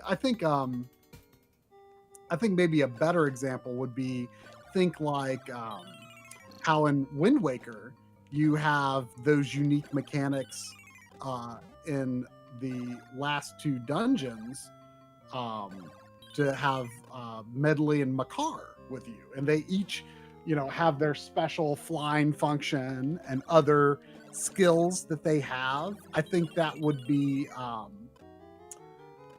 I think that would be a really just that kind of like unique gameplay element to like make the dungeons a little more distinct and memorable. I think something to make them special. Link Between Worlds had the whole thing where like you rented an item to actually gain access to certain dungeons, and then you had to use the item in the dungeon. I think they could come up with things like that to make the dungeons a little more distinct. But broadly speaking, I do think that it would be best if the majority or entirety of overworld exploration was kept as free form as possible, and to do that, I do think Breath of the Wild did a smart thing to achieve that by giving you all of those core abilities up front. Whoa, there was a first time super chat of $20 from If Lasers. If Lasers. If Lasers. It makes me think of how like there's like a Japanese like titling trend. This like if like I think maybe they use it for like a what if scenario. Yeah, I feel like there's got to be an ellipsis after If Lasers. If Lasers ... Yes, exactly. I love it. But just says, hey guys, love the channel. Keep up the great work. Well, thank you. Well, we plan to endeavor to do so. You should probably be saying like get back to the great work. Yeah. we've been not as prolific as we would like in recent months, but you've got something definitely coming out this week. Huh? In recent years. Well, that is true, to be fair. Yeah. But you've got a little something coming out shortly. Mm. I'm working on Analog Frontiers Part 4. Yeah, I am evaluating whether to take a brief break from that to work on another episode, but we'll just have to see. I was going to take a closer look at that this weekend, but I've been having this issue for the past few months, and it's been getting a little worse. So I think I'm finally going to call an electrician tomorrow. We're just like a breaker just flips, and it's happening really often. And it happens in some rooms more than other rooms. And weirdly, the rooms where it happens the most are actually the rooms where like there's the least going on. Like, wait, in like, your room? Wait, in your house? Yeah. Like they're just flipping in for the rooms that are like probably have the least stuff hooked up and are the least used. Mm. Oh, Michael's Workshop says that's a ghost. So idea called the Ghostbusters, not the electrician. Gotcha. Left up, right up, right. But it's been happening more often and in more rooms. Like it happened in my office here, and it happened in the living room. But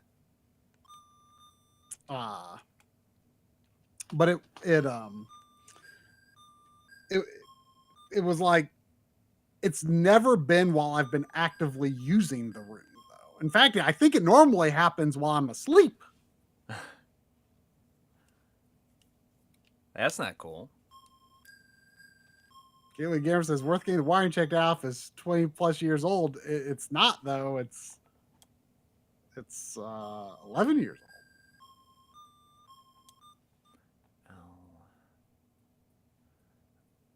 Up. Right. Up. Left. Up. Let's do it one more time. I'm just writing these down so I can. I see Rohan Spartan say, am I crazy or does Knights of the Old Republic run bad on the 360? Currently going through it, and it's playable, and I like the game, but I feel like I should have played it on OG Xbox.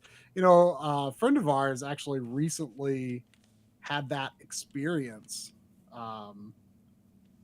Lynn was wanted to play Knights of the Old Republic, and she has a 360, and she's like, something seems wrong here.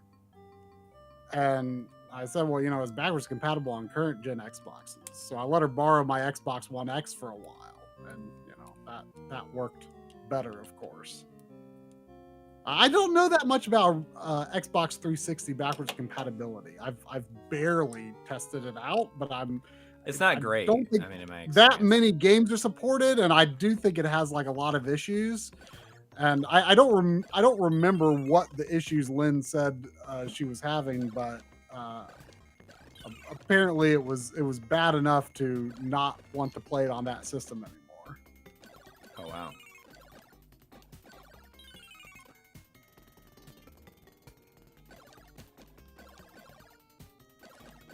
There was, oh hey, here we go. We got a $10 super chat from old Seabass Nap. Ah. Thank you. Saying, this is for Corey's shirt. Great start to the season. Come to Atlanta August 30th and I'll buy you all the beers. Go to Charlotte and soccer it up. You're like, I mean, I am. I mean, I'm not in Charlotte, but you know, I'm in the Charlotte vicinity. You know, I may not be soccering it up though, but you know.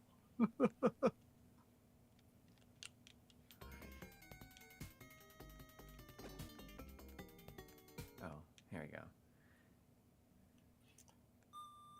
Kaiser asks, do you think we will see a Monster Boy 2 announced? Gosh, I'd love that. Oh my god, yeah. I mean, regardless of whether it's a direct sequel to that or not, I just want to know what that team is working on. Yeah, I'm sure that they are. You know, it's amazing to me how divisive the look of that game is. Really, I didn't realize that it was at all.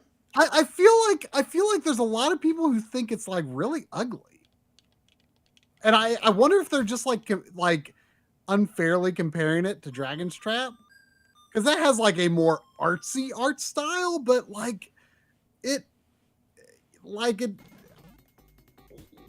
that comparison aside, like I think it's beautiful animation. Yeah, it looks great. Guys, we're coming up on the Micanid here.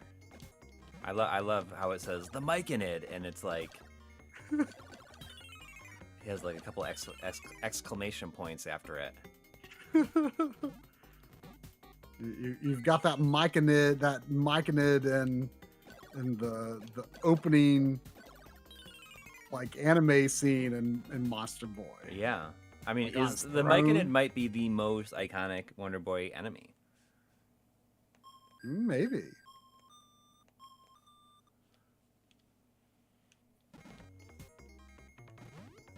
It's the mic in it.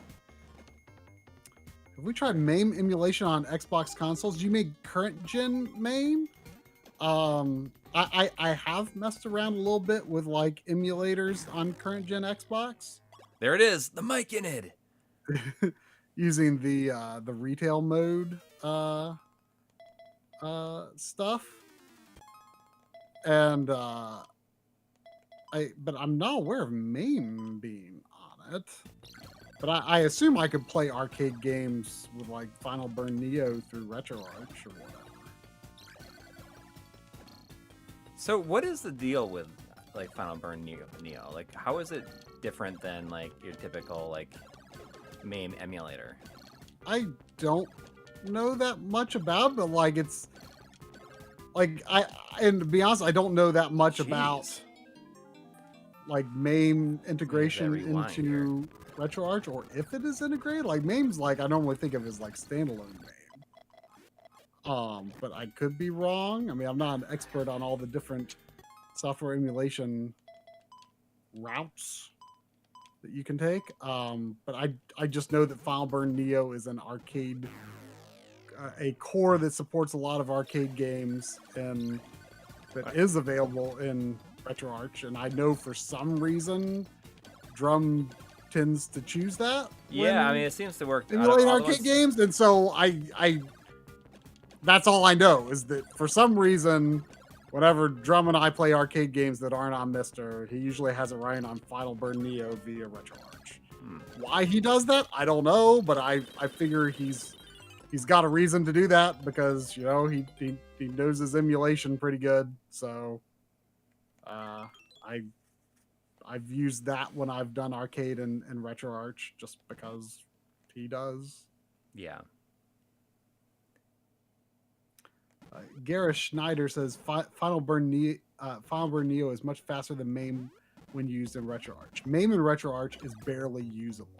Yes, I've noticed that, especially most of the things won't even boot when you try to. I've only ever really used like standalone MAME, which I don't super love the interface of it. Although I mean you can still do like shaders and interpolation on it, but. I don't know a lot about how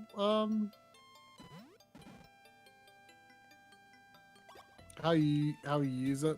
I mean, most of the usage I've done with MAME, to be honest, was for Analog Frontiers Part 3. Right.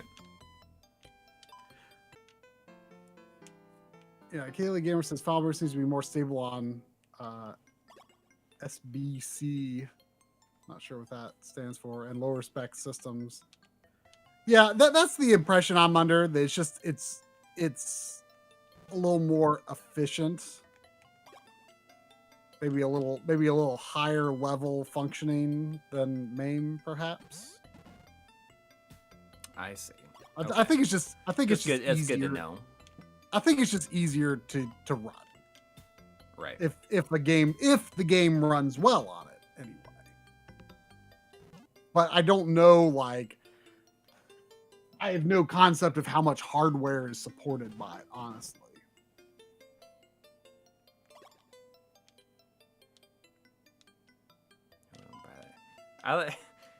Oh, you have a discriminating eye. That's medicine.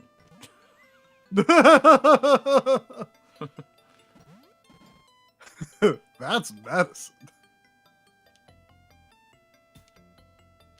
Man, wouldn't it be great if that's all you had to buy was just buy medicine? Yeah, it's $10. Like all medicine to heal everything costs $10. Everything is $10. Yeah. I mean that sounds expensive for some things, but on the whole, you'd be coming out on top. Yeah. I always loved this area specifically because I love the flowers in the foreground. It feels like they run at the wrong. Shouldn't they be moving slower than the? I think you're overthinking it. I just like the effect. It's a cool effect, but I feel like it's backwards. I mean, it is a cool effect. Yeah, I mean, like I never felt like that they were running at the wrong speed. I just liked how that looked. I like how it looks too. I think it might be wrong, but I like how it looks even though it's wrong.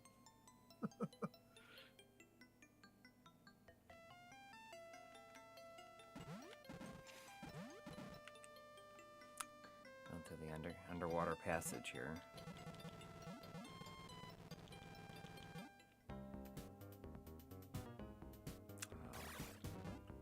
Mark Webster, we've definitely like thought about whether we could do a Wii U and 3DS eShop video, but When is the actual closing? It's gonna be like next week, isn't it? it's pretty soon.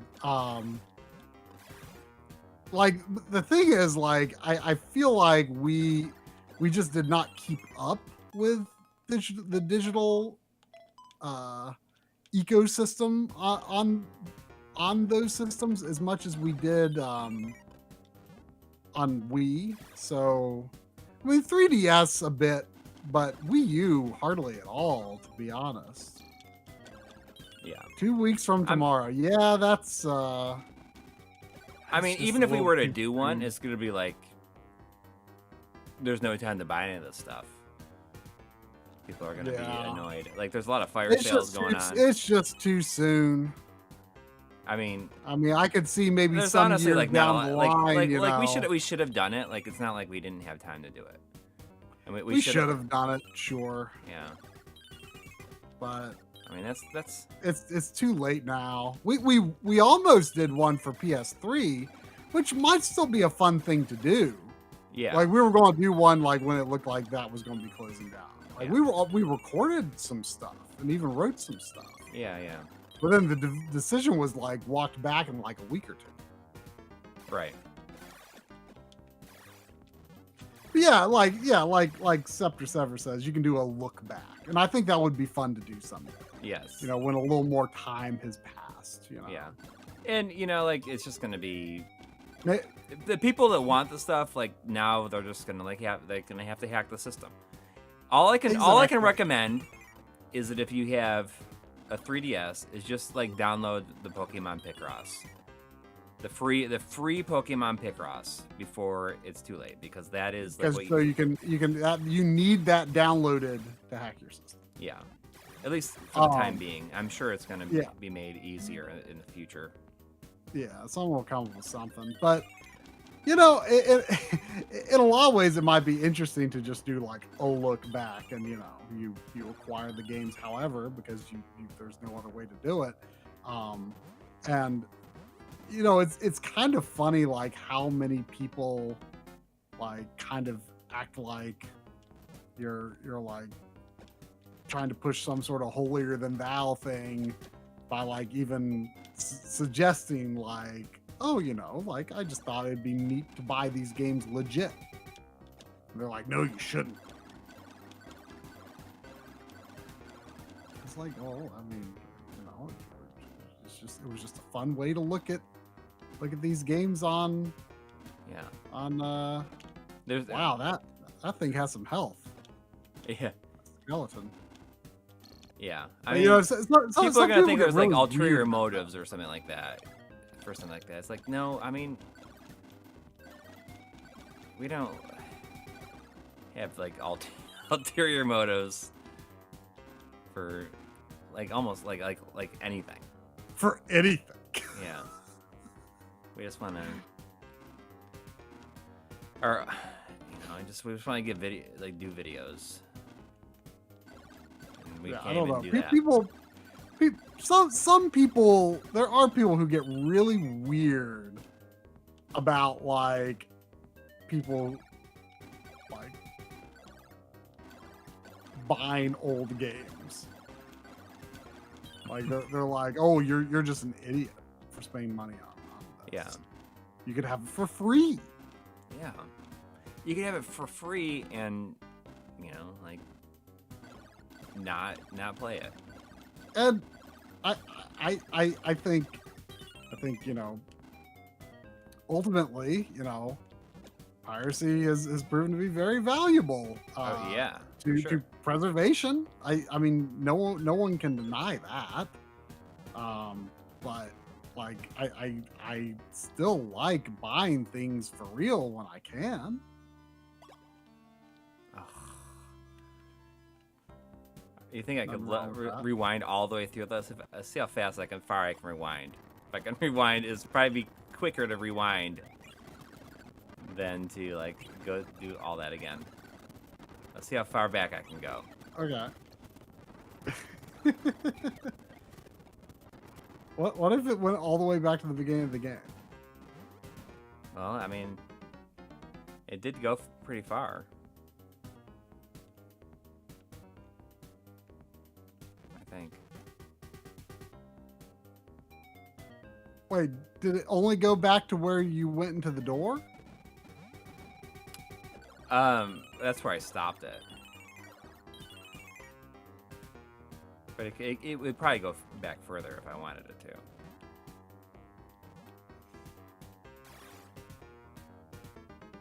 to. I love buying games and not playing them. Yeah, me too. I mean, whatever. It's, you know what? You know what? It happens. Honestly, like everybody should just do what they want. Exactly. I mean, that's just what it comes down to. Like, I mean, who am I to tell you, No. like, oh, you gotta Buying games can be satisfying. pay, you gotta, you know, like, you know, it's just like, it can be whatever, you know, it's just like, everyone should just do what they want to do. And they shouldn't tell people how they should do, how they want them to do it. Oh, you got this. You know, people will say stuff like, you know, like, oh, well, you know, this is your reasons for liking physical games is pretty flimsy, and it's like, well, you know what? Like, Dude, wait, have people physical said games that? make me happy. Sorry.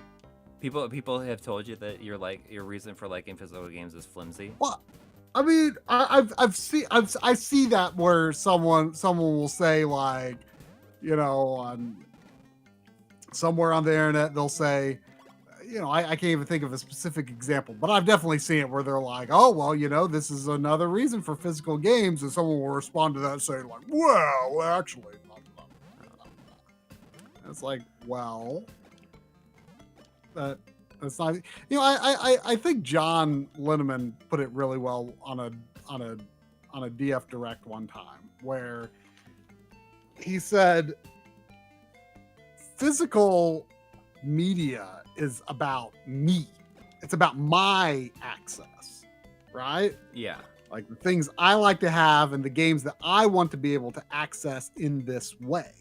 Me preserving, you know, me having physical games is not preservation for the broader world, unless, you know, like somehow, you know, 40 years from now you happen to have the only copy of some game, and, you know, for some reason it wasn't dumped or wasn't properly dumped and no one could get access to it.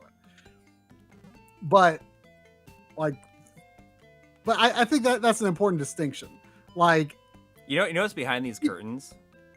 It's a Target pop-up shop. oh yeah, look at that. That's like the Pure Prill Castle Target store back there. But, like, you know, I think that makes a lot of sense. Like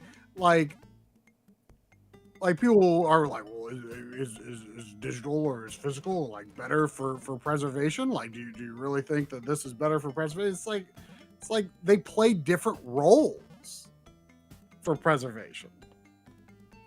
Like, physical games is about me. That is about me being able to easily put this game in a system and it just works, you know? Yeah. And as Demo Kirby says, what happened to because I enjoy it? You know, so something I've always like, it's like such a small and seemingly insignificant line, but something I think back to a lot of times is I can't remember who he's talking to, in Metal Gear Solid 1. But like, or it might be Naomi. I think it might be he's signed to Naomi. Mm-hmm. And she's asking like, like why are you going back to save Meryl? Like this doesn't make any sense. It's it's not, has nothing to do with the mission. There's no reason to do this. And he's just like, I don't need a reason. like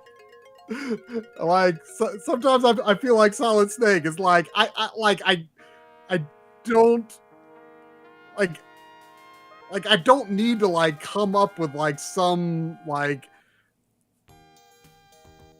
something that can be put in someone's dissertation about why this is the way it is, or why I want this, or why I want that. Like do I have to be able to articulate a reason? If I want something, if I like something, I just want it, or I just like it. Like, isn't that good enough? Yeah, I mean that's makes sense to me. Like, I don't need a reason. Right. I agree. Like, I might have some reasons, but like I don't have to necessarily, be able to, articulate them well. I shouldn't have to necessarily explain them. I like what I like, Yeah. I'm just trying to live my life enjoying the things that I enjoy. Exactly. Like if you want to say like, if people are telling you like why do they care how I live my life? How I choose to enjoy things. Dumb. Yeah. Then it's like, wow.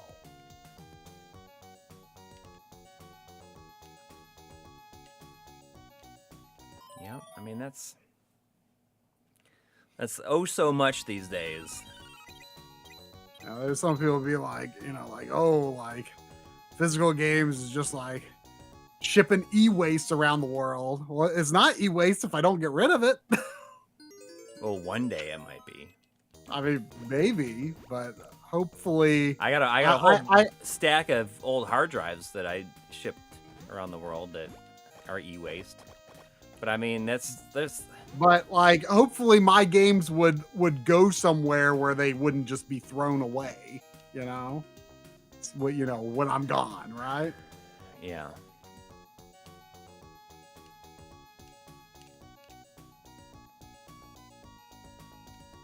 DVD collectors get cut up. It's just about like, I mean, changing formats. I think that's like one of the most challenging things. Like the people that own DVDs, once they upgrade it, if there's no difference between like the content of the DVD, like if nothing has been like edited out, or if it has all the exact same special features, I wonder if people that have upgraded to like UHD or just like Blu-rays, like have kept their DVDs and stuff, or if they take them to Goodwill or something like that. I mean, DVDs are like sadly worthless. But I mean, there's a lot of them that a lot of movies released on DVD that were never brought out on anything else. Yeah, but those are worth keeping, obviously. Sure, but usually like they're not worth much. But man, I still think like DVD on a CRT looks incredible. Yeah, but I mean, a lot of people probably don't care about that. I mean, eventually what they're just going to do is they're probably just going to put all this stuff in the atmosphere, and then they're going to have to like launch it into the sun. Just in giant nets, they're going to like fling them towards the sun in a straight line. Gamer says, good luck trading in those digital downloads in 20 years. I saw something recently about how like when MP3s were first taking off and iPods and people bought all of this digital stuff. Mm-hmm. Like literally no one knows where any of the stuff that they bought in like, from the year 2000 to like probably 10 years ago. Like no one even knows. Like they thought like, oh, like I've got the digital version of this and I'll have it forever. And like they didn't back it up. They might have kept the computer or hard drive, but they don't know where it is, or they don't know how they would hook it. Are you talking about like MP3s and stuff? Any digital goods that they bought at the time, which primarily would have been MP3s. But I mean, even like that would all be stored on your Apple account. Like you can re-download that stuff from your Apple account. Like even stuff you bought that far back. Oh yeah, yeah. I mean, once iTunes. I mean, mean, outside of, but I mean, I'm not necessarily talking about Apple. I'm talking about like other, any other services. I bet people bought a lot of digital stuff in that era that they don't know where it is. I mean, I don't know. I feel like a lot of stuff is tied to an account, or it's been, things like Movies Anywhere, like they were. Well, now it is, but like back then, like things may have not been as standard. Well, I mean, I don't think that there's a lot of stuff. You can log into most services with just like your Google account, like you can now. But what I'm saying is, like back then, like the early 2000s, there weren't really digital stores. And they didn't have an account. I mean, like that's why I mentioned iTunes, because that was like one of the first like digital stores. Like that stuff is, unless you can like transfer it. I mean, like if there's like certain things, like I see, like photos. I guess like I see I mean, I was not a major consumer of digital products back then, so I mean, really, I wouldn't know, because I mean, I didn't really start buying. You can't buy the music that I listen to, or you couldn't. I guess I mean, there is some that you can buy now, but I mean, Oh yeah, I mean, iTunes I had an iPod, but I didn't. I didn't buy digital music because all the music I liked was off of CDs that I had imported from Japan. Right. But so, a lot of that stuff. I mean, and you were buying those physical versions. Like I just think that I was buying those physical versions. I was ripping them and then playing them onto an iPod. Yeah. Like the Retro Coupe is saying, the Virtual Console is a better example. Like, like that is like that's a good example where it's not it. I mean, it's kind of tied to an account. Like, so all that stuff was able. Nintendo was so bad with accounts for so long. Like they didn't even know how to make an account. I mean, we don't even know if they're like any better in the long term. We don't know what's gonna happen. Like with Wii U stuff. Like there's a lot of Virtual Console stuff on there, and I think that they just don't even want to deal with it, and that's one of the reasons they. Well, I mean, are doing like their apps. I actually don't know, but like, I mean, I think you can still to this day, and if you can't, then it's been a very recent change. You can re-download Wii stuff. Okay, so you can still if it's the original.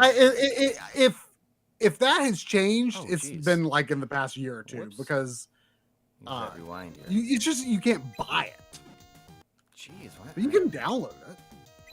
Like if you purchase it, you could still download it. That may have changed. Okay, RetroCoupe says no, you can't. But that was the case at least for many years. After you couldn't buy anything anymore. Oh, Neumann says you can confirm you can still download Wii Shop stuff. Check today. Yeah, like. So it's still available if you have the same system. If you have the same system and you bought the stuff on that system. You can't download Contra Rebirth? Re-download Contra Rebirth. Interesting. But my point is, like, that functionality has, or at least did, whoever's correct on this, I don't know, because I haven't checked today. But that functionality, I think a lot of people don't realize has remained, or had remained. I don't know. but like many years after it was closed down. And I'm sure that will probably be the case on Wii U and 3DS. I would hope.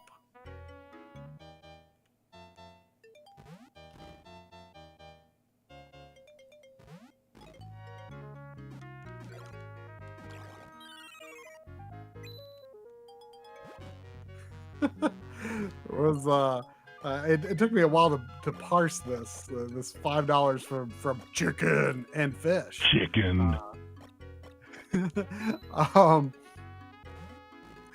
Saying, hi all, driving stick plus riding cursive won't die as long as I'm alive. And I'm thinking at first, like, I'm thinking ride cursive while driving sounds like a pretty quick way to die if you ask me.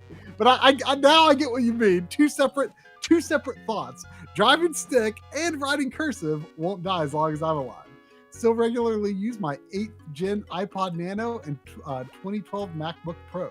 Okay. I nicknamed you guys too. I do not write cursive except for my signature, which can barely be called writing cursive.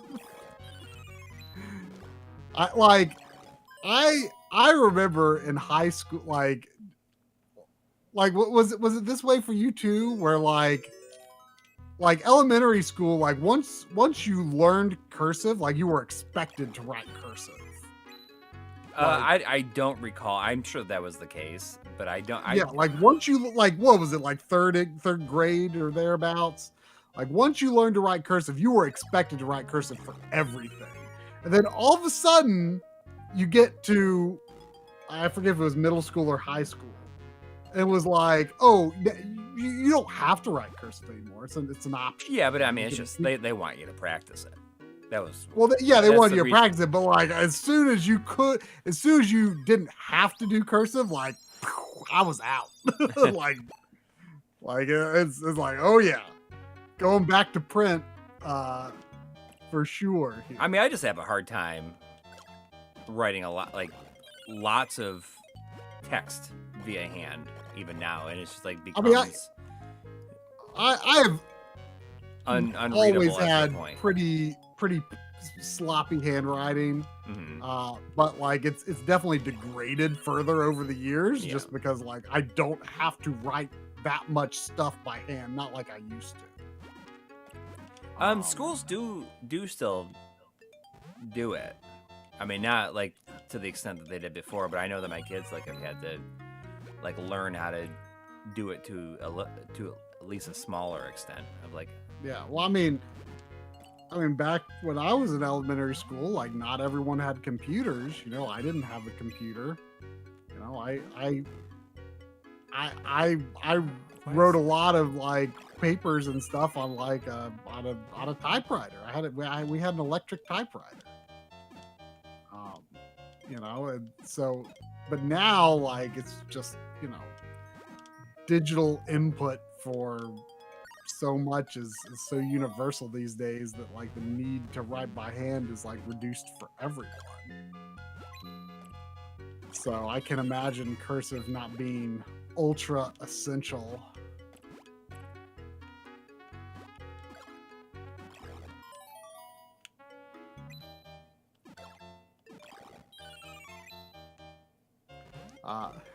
I think chicken and fish. Chicken. Is giving us some nicknames perhaps with this next super chat. Saying world destroyed twice, Coury. Hagar winners don't use drugs, Triforce, and Tate Mojo. Tate Mode. I feel like you walk around your house and just do that out loud by yourself, like trying to like see how close you can get it to Joe's saying it. I mean, not all the time, but I've probably done it. I noticed that you know, Chicken and Fish's earlier comment about Ryan Cursive won't die And Chicken and Fish's avatar is, in fact, a hand holding a pen. Chicken and Fish must be some sort of wordsmith.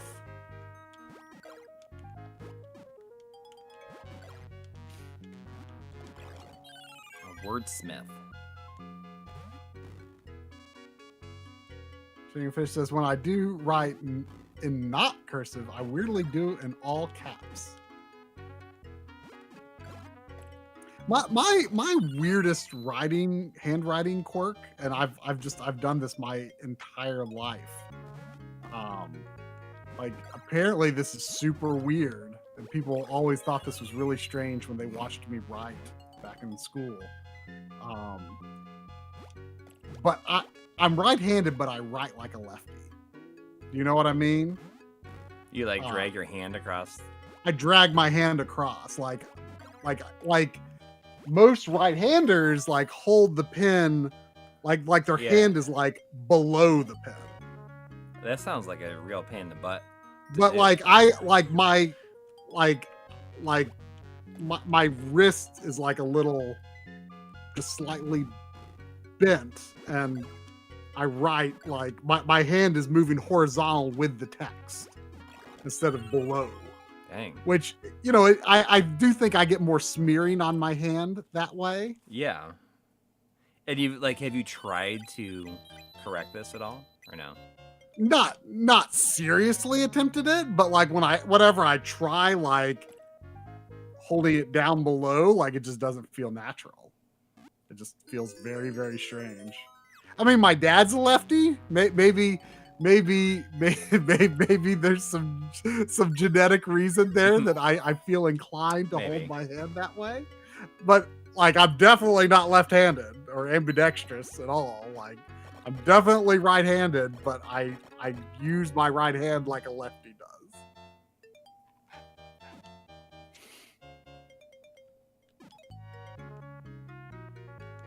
I'm just gonna get to the village, and then I mean it's quarter to 11, but maybe I'll play something else. There was a $5 super chat from Brett McLean. Thank you. Thank you, Brett. And hey, fellas, I was wondering if you know why the HD Retrovision Genesis component cable was so expensive compared to the other systems. Thanks. Well, there's only 2 cables they made that actually have like RGB to YPB-PR conversion circuits in them. I don't recall if the Genesis cable was more expensive than the Super Nintendo cable, but those are the 2 that they made or still make. I actually haven't paid that close attention lately to see if those are being restocked, but those actually have like conversion circuits because Genesis and Super Nintendo output RGB, and they convert it to YPB-PR for, you know, ease of use for, you know, people who can't use SCART so easily. Mm-hmm. So they do make cables for other systems like Wii and PS2 that are just straight cables. There's no circuit in them. Right. So, you know, they're like $30, I think. They're technically no different really from like an official Sony or Nintendo component cable. But I recall Steve telling us that like, well, technically, like if you look at them on like a scope, they do perform even better than official. And especially if you're using like 720p on like a Wii U with component cables. Yeah. You might actually be able to see better quality compared to official component cables in that case. But yeah, those are just straight cables. They're just a new higher quality option that is probably actually the highest quality option. You know, as someone who does not use like, you know, a scope to view the specifics. So I'm just basing this on my own, you know, observations of use and based on what other people have said in testing these. But yeah, the PS2 and Wii cables are just cables. but they're really, really good for those systems. Mhm. No conversion circuit necessary. See, Mr. Dots was asking, what do I think about this collection? So what are my, I guess my sort of final thoughts on it? I think if you don't have like any of these games, I think that this is like a great way to play these games. You can have the 4:3 aspect ratio with crispy interpolation. Yeah. Customizable scan lines. Yeah, I mean, it's... But the only physical that was still available was the PS5 when I looked, other than some really expensive collector's editions. Of course. Exactly. I mean, but you can't. I guess I didn't realize though that you can get this full set as a digital download. I did not. Well, yes, and I think my only real problem is just how this, I guess, the release has been handled in that it's they came out with two different collections, and it's like really hard to tell them apart. They gotta stop doing that. Yeah, I just think that it feels causing like mistrust.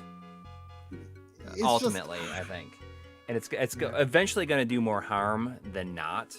I mean, then it's going to do harm over time. Yeah, I just don't understand why they do that. But I mean, like, it's not even like the Turrican, where like each one has separate things. It's just the fact that they had a version, they had 4 games on it, and then a few months later, this version came out, and I think this is either like $10 more than the other one. It just feels like they should have offered an upgrade path, or just like replace the other one about the with Turrican was, I've got the one that's got, Turrican, Turrican 2, Mega Turrican, and Super Turrican. But then they also later released Turrican Volume 1 and 2, which, like, one of those gets you Turrican 2. And one of those, I think, gets you Turrican 1 Director's Cut. So, like, not even like a full game that I didn't already have, but a different version of the game. So if I wanted to get everything they released that I didn't already own, I have to buy both Volume 1 and Volume 2, even though that nets me at most 1 game per collection. And that's really stupid. That's just not nice. Yeah. I don't appreciate that. Yeah, it's strange. And I feel like it's going to affect customer trust, if it already hasn't. But this should have been an upgrade for that previous version, or at least allow the people that have the other version to buy the content of this as DLC, like $10 more to make it like DLC for it. Like, I think that would have gone a long ways, but I think that the way that they did it is not a good approach. It almost feels like they're intentionally trying to confuse people. Yeah. I mean, if you're gonna split stuff up, make it like really obvious. Like the Turrican stuff. Yeah, it should have been like the original games on one collection, then the Super Nintendo games and Mega on another collection. Not haphazardly split. I mean, kind of similar to the Mega Man X collection 1 and 2. Exactly. I mean, people were like, why did they do that for that too? But at least like the 2 collections aren't selling you overlapping products. Right.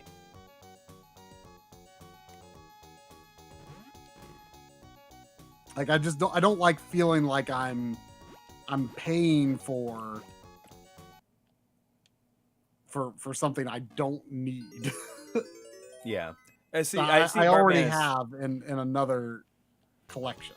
Bartman is mentioning that the Aladdin collection by Digital Eclipse, they came out with a new version. They added the Jungle Book games to it, and you could buy that as DLC if you have the original version. And that's how this should have been. I mean, I would be very curious to see like what sales numbers have been like on this. And I wonder if it's not as good as they were expecting, or if people that bought this other one, like the other version, like I can. Do you have a Switch nearby? Could you like log in and see how much these are on the eShop? Because like I think once I check them, I own them, I can't. I could check out the website. Can you check that to see what my Switch is downstairs? eShop. What was it called? Wonder Boy. Just if you put in Wonder Boy. Yeah. Because I think that once it's been purchased, I can't look at the price. Okay, here's the Wonder Boy collection, and the image just has, Wonder Boy 1, Wonder Boy 2, Wonder Boy 3, and Asha is the characters. Right. And that's $30. And that has 3 games on it? Probably 4. Okay, it says features Wonder Boy in Monsterland, Wonder Boy in Monster World, and Monster World 4. Okay, so 4 games, yeah. For $30. And then Wonder Boy Anniversary Collection is $50. Okay. And that's got all the games that you have here, which are like including just about all the versions possible, except for like some TurboGrafx stuff. So Dot's laughing about my me up there. Oh, I do love your me. Okay, so $50 but that's 21 games. I mean, that is a big difference for that $20. Those people that bought the other one shouldn't have to buy the $50 version separately. Like they should be able to pay $20 to get this, right? I do not know why it is like this.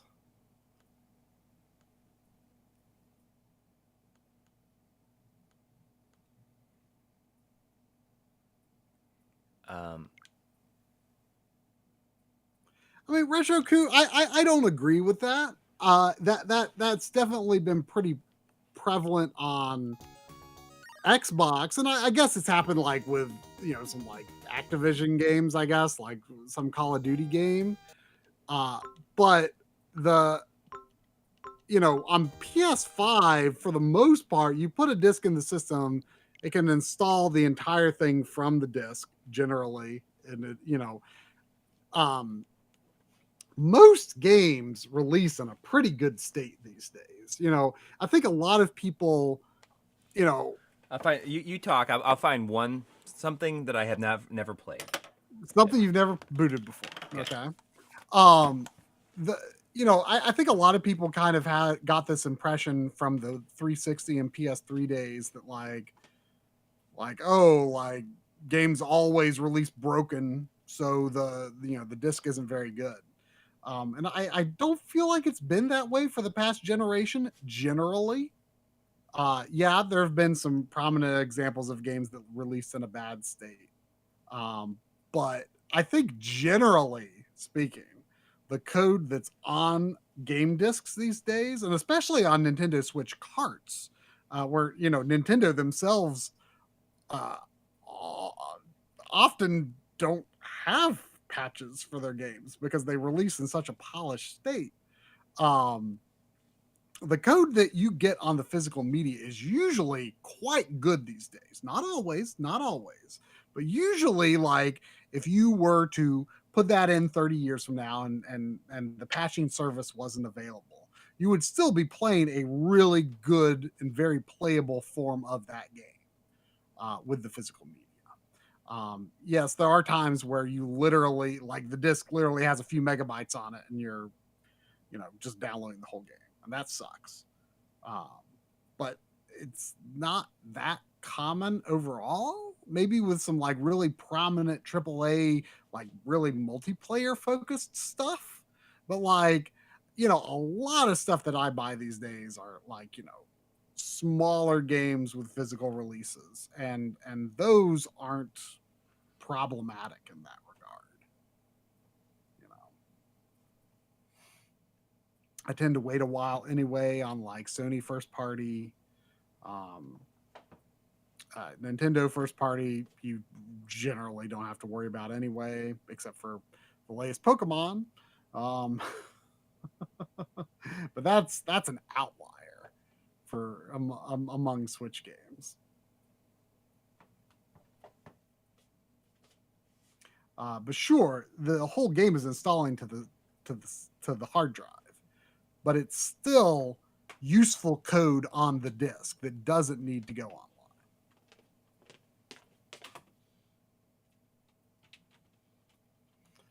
Yeah, that is true. That it is playing off the hard drive, but the disc. I'm just saying the disk is still useful, but it is different. I mean, you say that Switch is playing from the card, and it is, but that's really no different from. Wow, I have no clue what this is. I don't really know.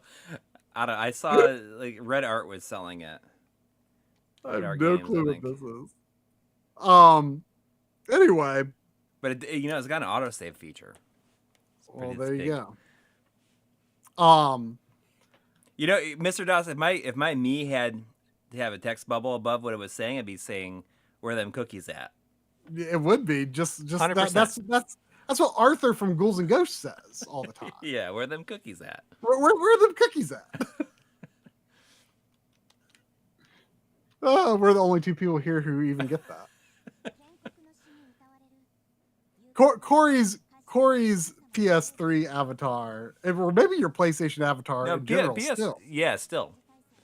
PS3 is Arthur from Ghouls and Ghosts, and he's in his running pose, and then Corey just had this little quote from something he heard while wandering around New York City one day. And there's on PS3 you would always see a kid yelling across the street to one of his friend's mom. Say, Mrs. So and so, where them cookies at? And that was just your quote that you had. Yeah. That you can see on PS3. So for years and years and years, I'm scrolling down my PS3 friend list. I just see Arthur go. Arthur, he's just running. And he's going, where them cookies at? Where them cookies at? I think about where them cookies at more than you'd like to frequently. Admit.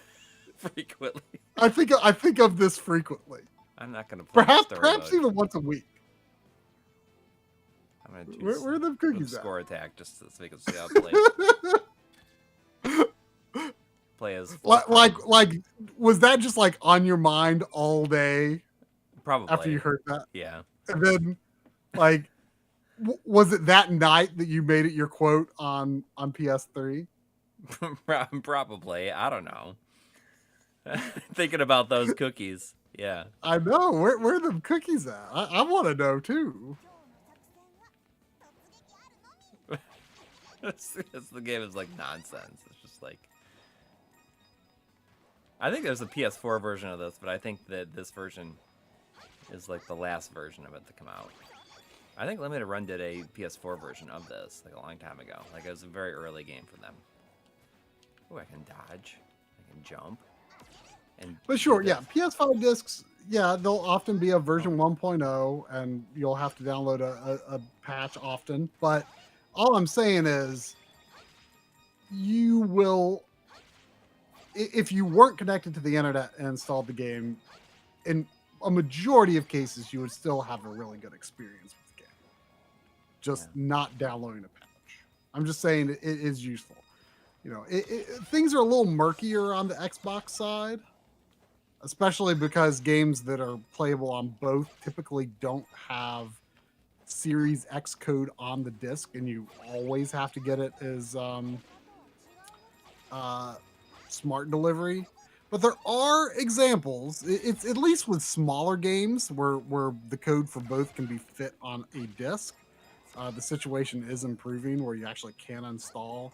I think the difficult matter is if for some reason your Xbox Series X ever got like corrupted or something, and you I don't think you can initialize the system without an internet connection. Hopefully people might come up with a workaround for that someday.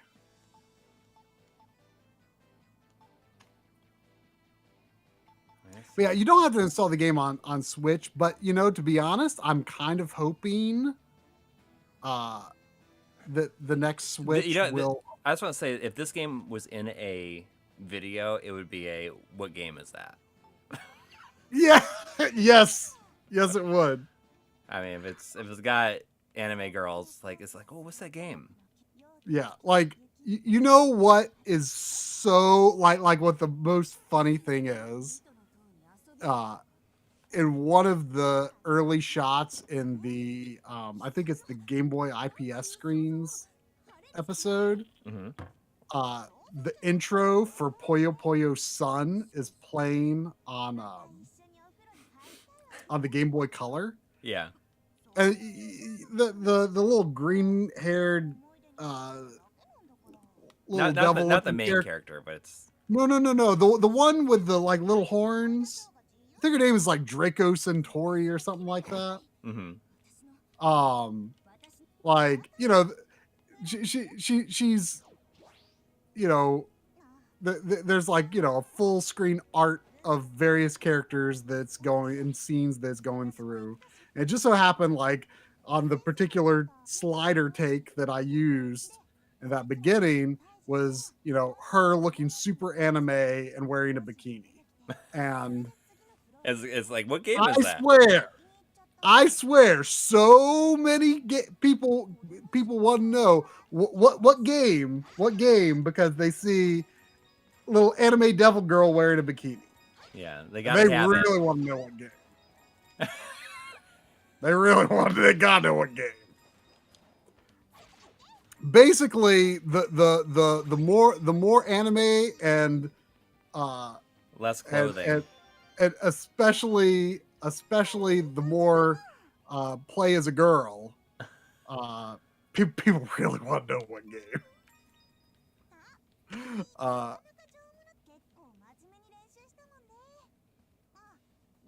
This is nonsense. I'm just skipping it. But yeah, I cannot tell you how many times people wanted to know, purely based on the fact that there is a cute little anime devil girl in a bikini. Purely based on that is all you could see on the Game Boy Color in that shot, and people want to know what game because of that.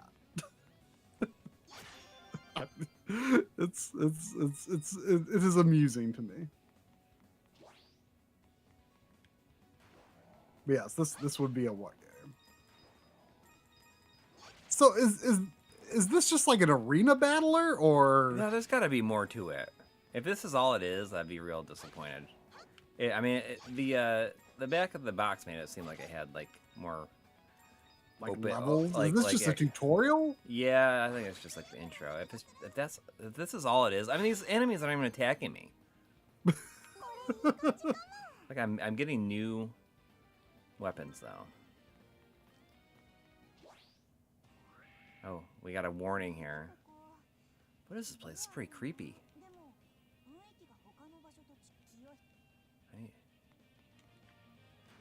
But anyway, I was going to say, I actually kind of hope that the next Switch, I hope it keeps, the same or similar card format. But I actually hope that it's got internal SSD modules that you perhaps can optionally install the game to, because I think it would improve load times. Because that is something you have to contend with on Switch that you don't on other systems. You don't have to wait for it to install, but you also get slower load times throughout the game. Of course, Nintendo first-party stuff tends to be really good about it, but other games you might could wait a while. I remember Grapple Dog, that had weirdly long loading times for each level.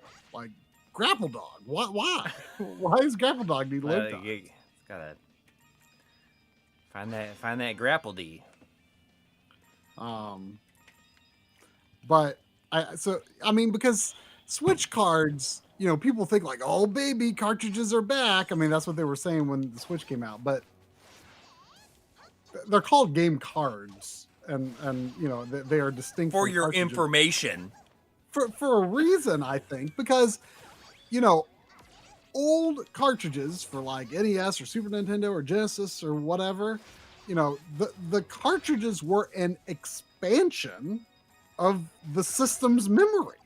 But also, Like- I think that like some games, cartridge games, like some of them did have load times, and I think that if you go back and play some of them, like when, Well, when some yeah, and I games, like think when they pause before a boss shows up, there's certain things like that I think that people don't remember.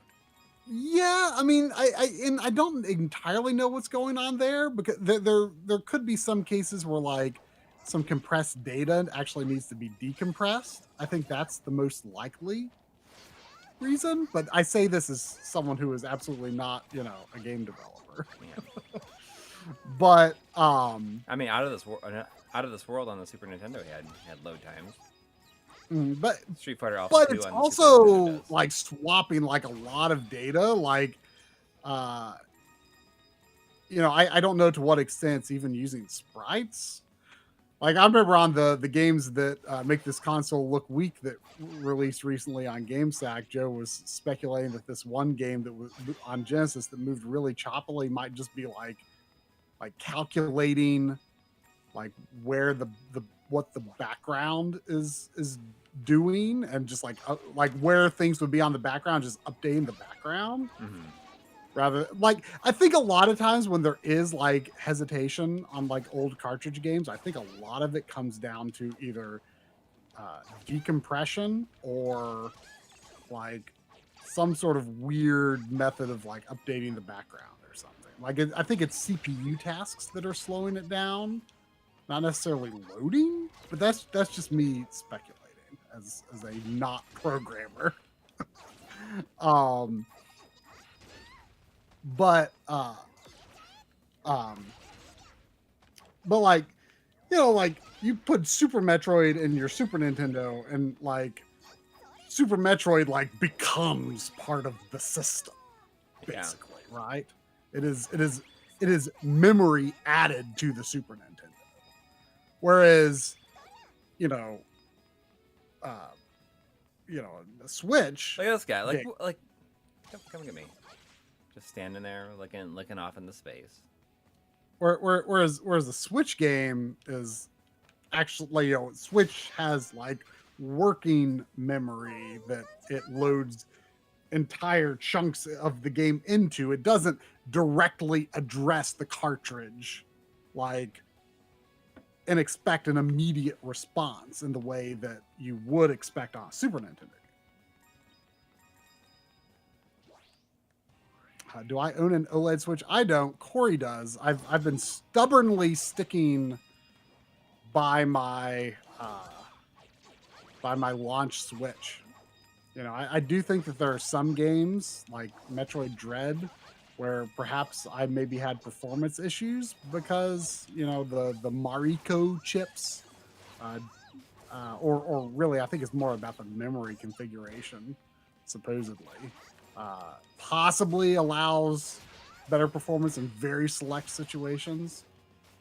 And it seems like Metroid Dread was one such situation. But Metroid Prime ran great. Kirby's Return to Dreamland Deluxe ran great. I didn't have any issues with either of those. But no, I've just been stubbornly sticking by it because I am running on the hopes that the next Switch will have backwards compatibility, and that, you know, I may as well be holding out for that. But if it turns out that it won't, then I will get a Switch OLED just like for posterity, because it's like, okay, well, this will be the best system for original Switch games. You know, MVG did release a video recently where he was Speculating about there being no backwards compatibility. He was speculating about no backwards compatibility or limited backwards compatibility.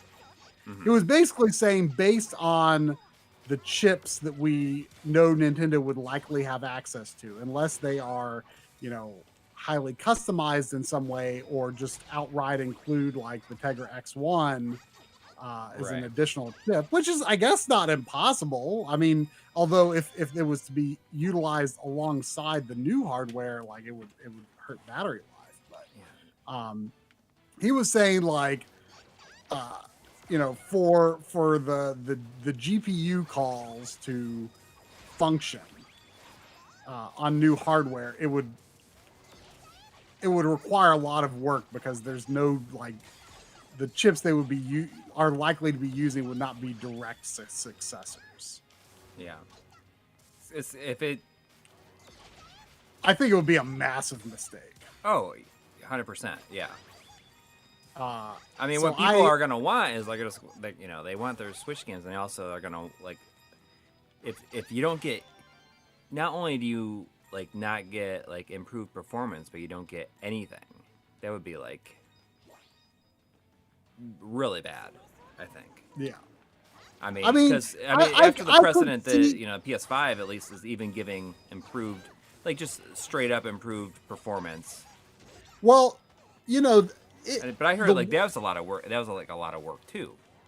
I mean, Sony was being very conservative with their backwards compatibility claims. Yeah. Ahead of launch. And it's like the best. Well, they were making it sound like people thought like, oh, Xbox backwards compatibility is going to be amazing, and the PS5 backwards compatibility is going to be like, it's not even going to be all games, and you're probably not going to get any performance improvements. And then it turned out like actually PS5 in some ways was better backwards compatibility because the jump in teraflops between PS4 Pro and PS5 was greater than the jump in teraflops from 1X to Series X, even though 1X technically has more teraflops than PS5. Here comes the Vermilion Whirlwind. Sorry. The jump in teraflops meant that PS4 Pro games were designed with like more conservative resolution targets in mind compared to 1X games, and you actually got a greater performance boost in a lot of situations on PS5 because the PS4 Pro games were designed to a somewhat lower spec than the 1X games. So Air Fox says Riverstone was like, we tested 100 games. Like, yeah, they were like, they were not making any grandiose claims, and it was actually quite a surprise that PS5 backwards compatibility it turned out to be as good as it is. And there was only like a handful of games that didn't work, and like most of those were patched like within a few weeks. Like the only one I even had that was an issue was Shadow Complex. Yeah, and then they patched that. They fixed it. They patched it like within a week or two. Or maybe not that quick, but it was pretty quick. But yeah, like, so we might not even know until the thing is out, you know? But I don't know. I have thought like here and there, even recently, like, maybe I should get a Switch OLED just in case, especially after watching MVG's video. Where he was like very skeptical about the backwards compatibility potential, and like now I'm kind of like, maybe I should just get a Switch OLED. But you know what? I was actually playing Switch on the screen, my launch Switch on the screen like last week, and like I don't know, I think it's fine, honestly. Like, sure, the black levels aren't amazing, but like, I still think the color is reasonably good on it. It's not that bad. Like when I am playing in handheld mode, like I'm like already in a mindset of like not getting like, the top experience, right? So like it's like, I don't know, I've looked at Switch OLEDs before, and obviously y'all know I love OLED and perfect black levels. I love that stuff. But like, I don't know, like just my expectations and desires for improved quality are I don't know. My brain is targeting like a lower picture quality. It's just like all this game is. I don't care as much.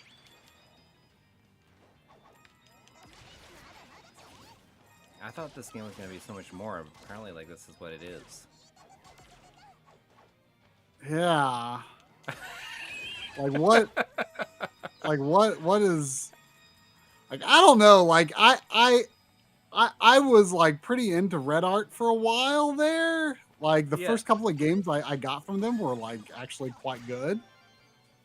Like Inspector Waffles was pretty good, and I mean I've not played that much of Arietta of Spirits, but it was pretty good.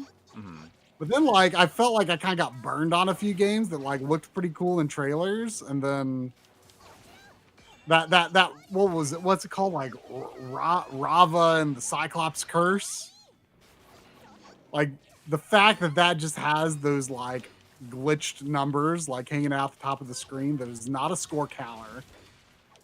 They're just there. Like I kind of felt a little burned by that because that's just like so annoying and like makes the game feel so low quality. Yeah. I feel like I'm going to be a lot choosier with them in the future. I mean, I've been finding myself just being more choosy, just in general. I mean, I see this and I'm like, oh, I mean, I don't know, like I could see how in a trailer this would look really fun. yeah. But like it really seems pretty bare bones. Yeah. Like this I don't know. looks I've definitely thought about how like I might look through some of like my Switch games and be like, I could probably like stand to part with this. Yeah. We've probably made a few mistakes. Yeah. Physical games, man, they're tempting. Yeah. They're tempting. But we'll see. We'll see. I mean, is that like it?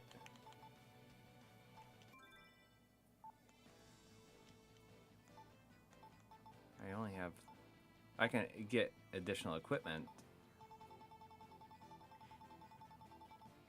Oh, you can dress them up. So I guess there's that. I guess there's that. Yeah, you can get. Let's see if I can buy something here. Rocket question mark? What does that even mean? See, that's how they get people. You can put glasses on them. Oh, you can even look at you can get a monocle. Oh yeah. Usually be like, oh, that's the reason then. Like a cuter version of Oni Chambara. You should just like include this equipment menu with like her zoomed up close in a video someday. Yes, and it'd be like, what game? Like it just she was just doing that little like, cute little animation there, with her arms, we got here. What'll I equip? Put out a video. We'll like take bets on like who's going to get the closest guesses of how many times people are going to ask what game. And I need to make sure because she says, "What'll I equip?" Maybe I can fit that in someplace. Yeah.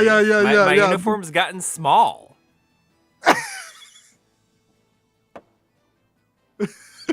Anything else? Let's see what else he got to say. My uniform's gotten small. Yeah. What do I equip?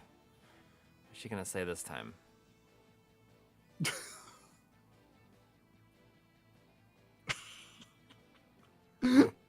And she says my uniform's gotten small.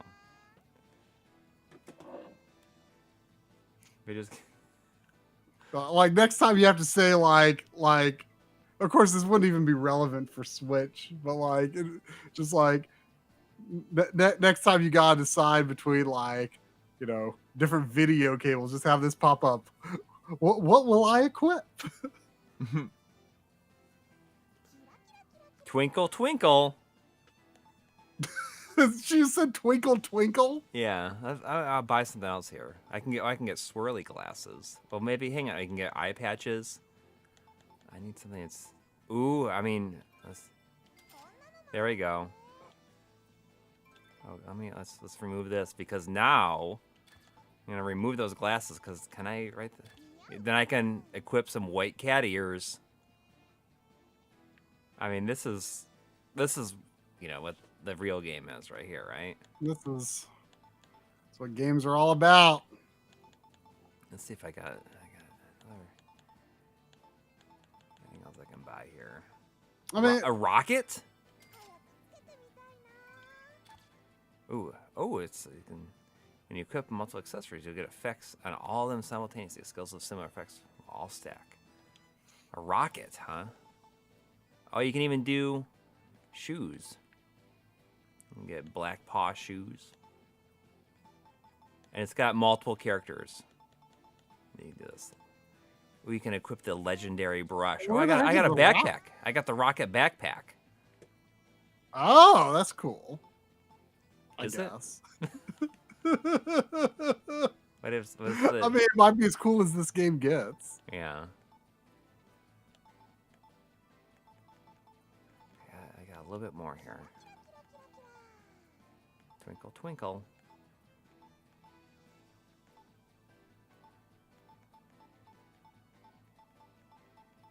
Keeping the Switch docked does not destroy the battery. Or I mean, all batteries will die eventually. Yeah.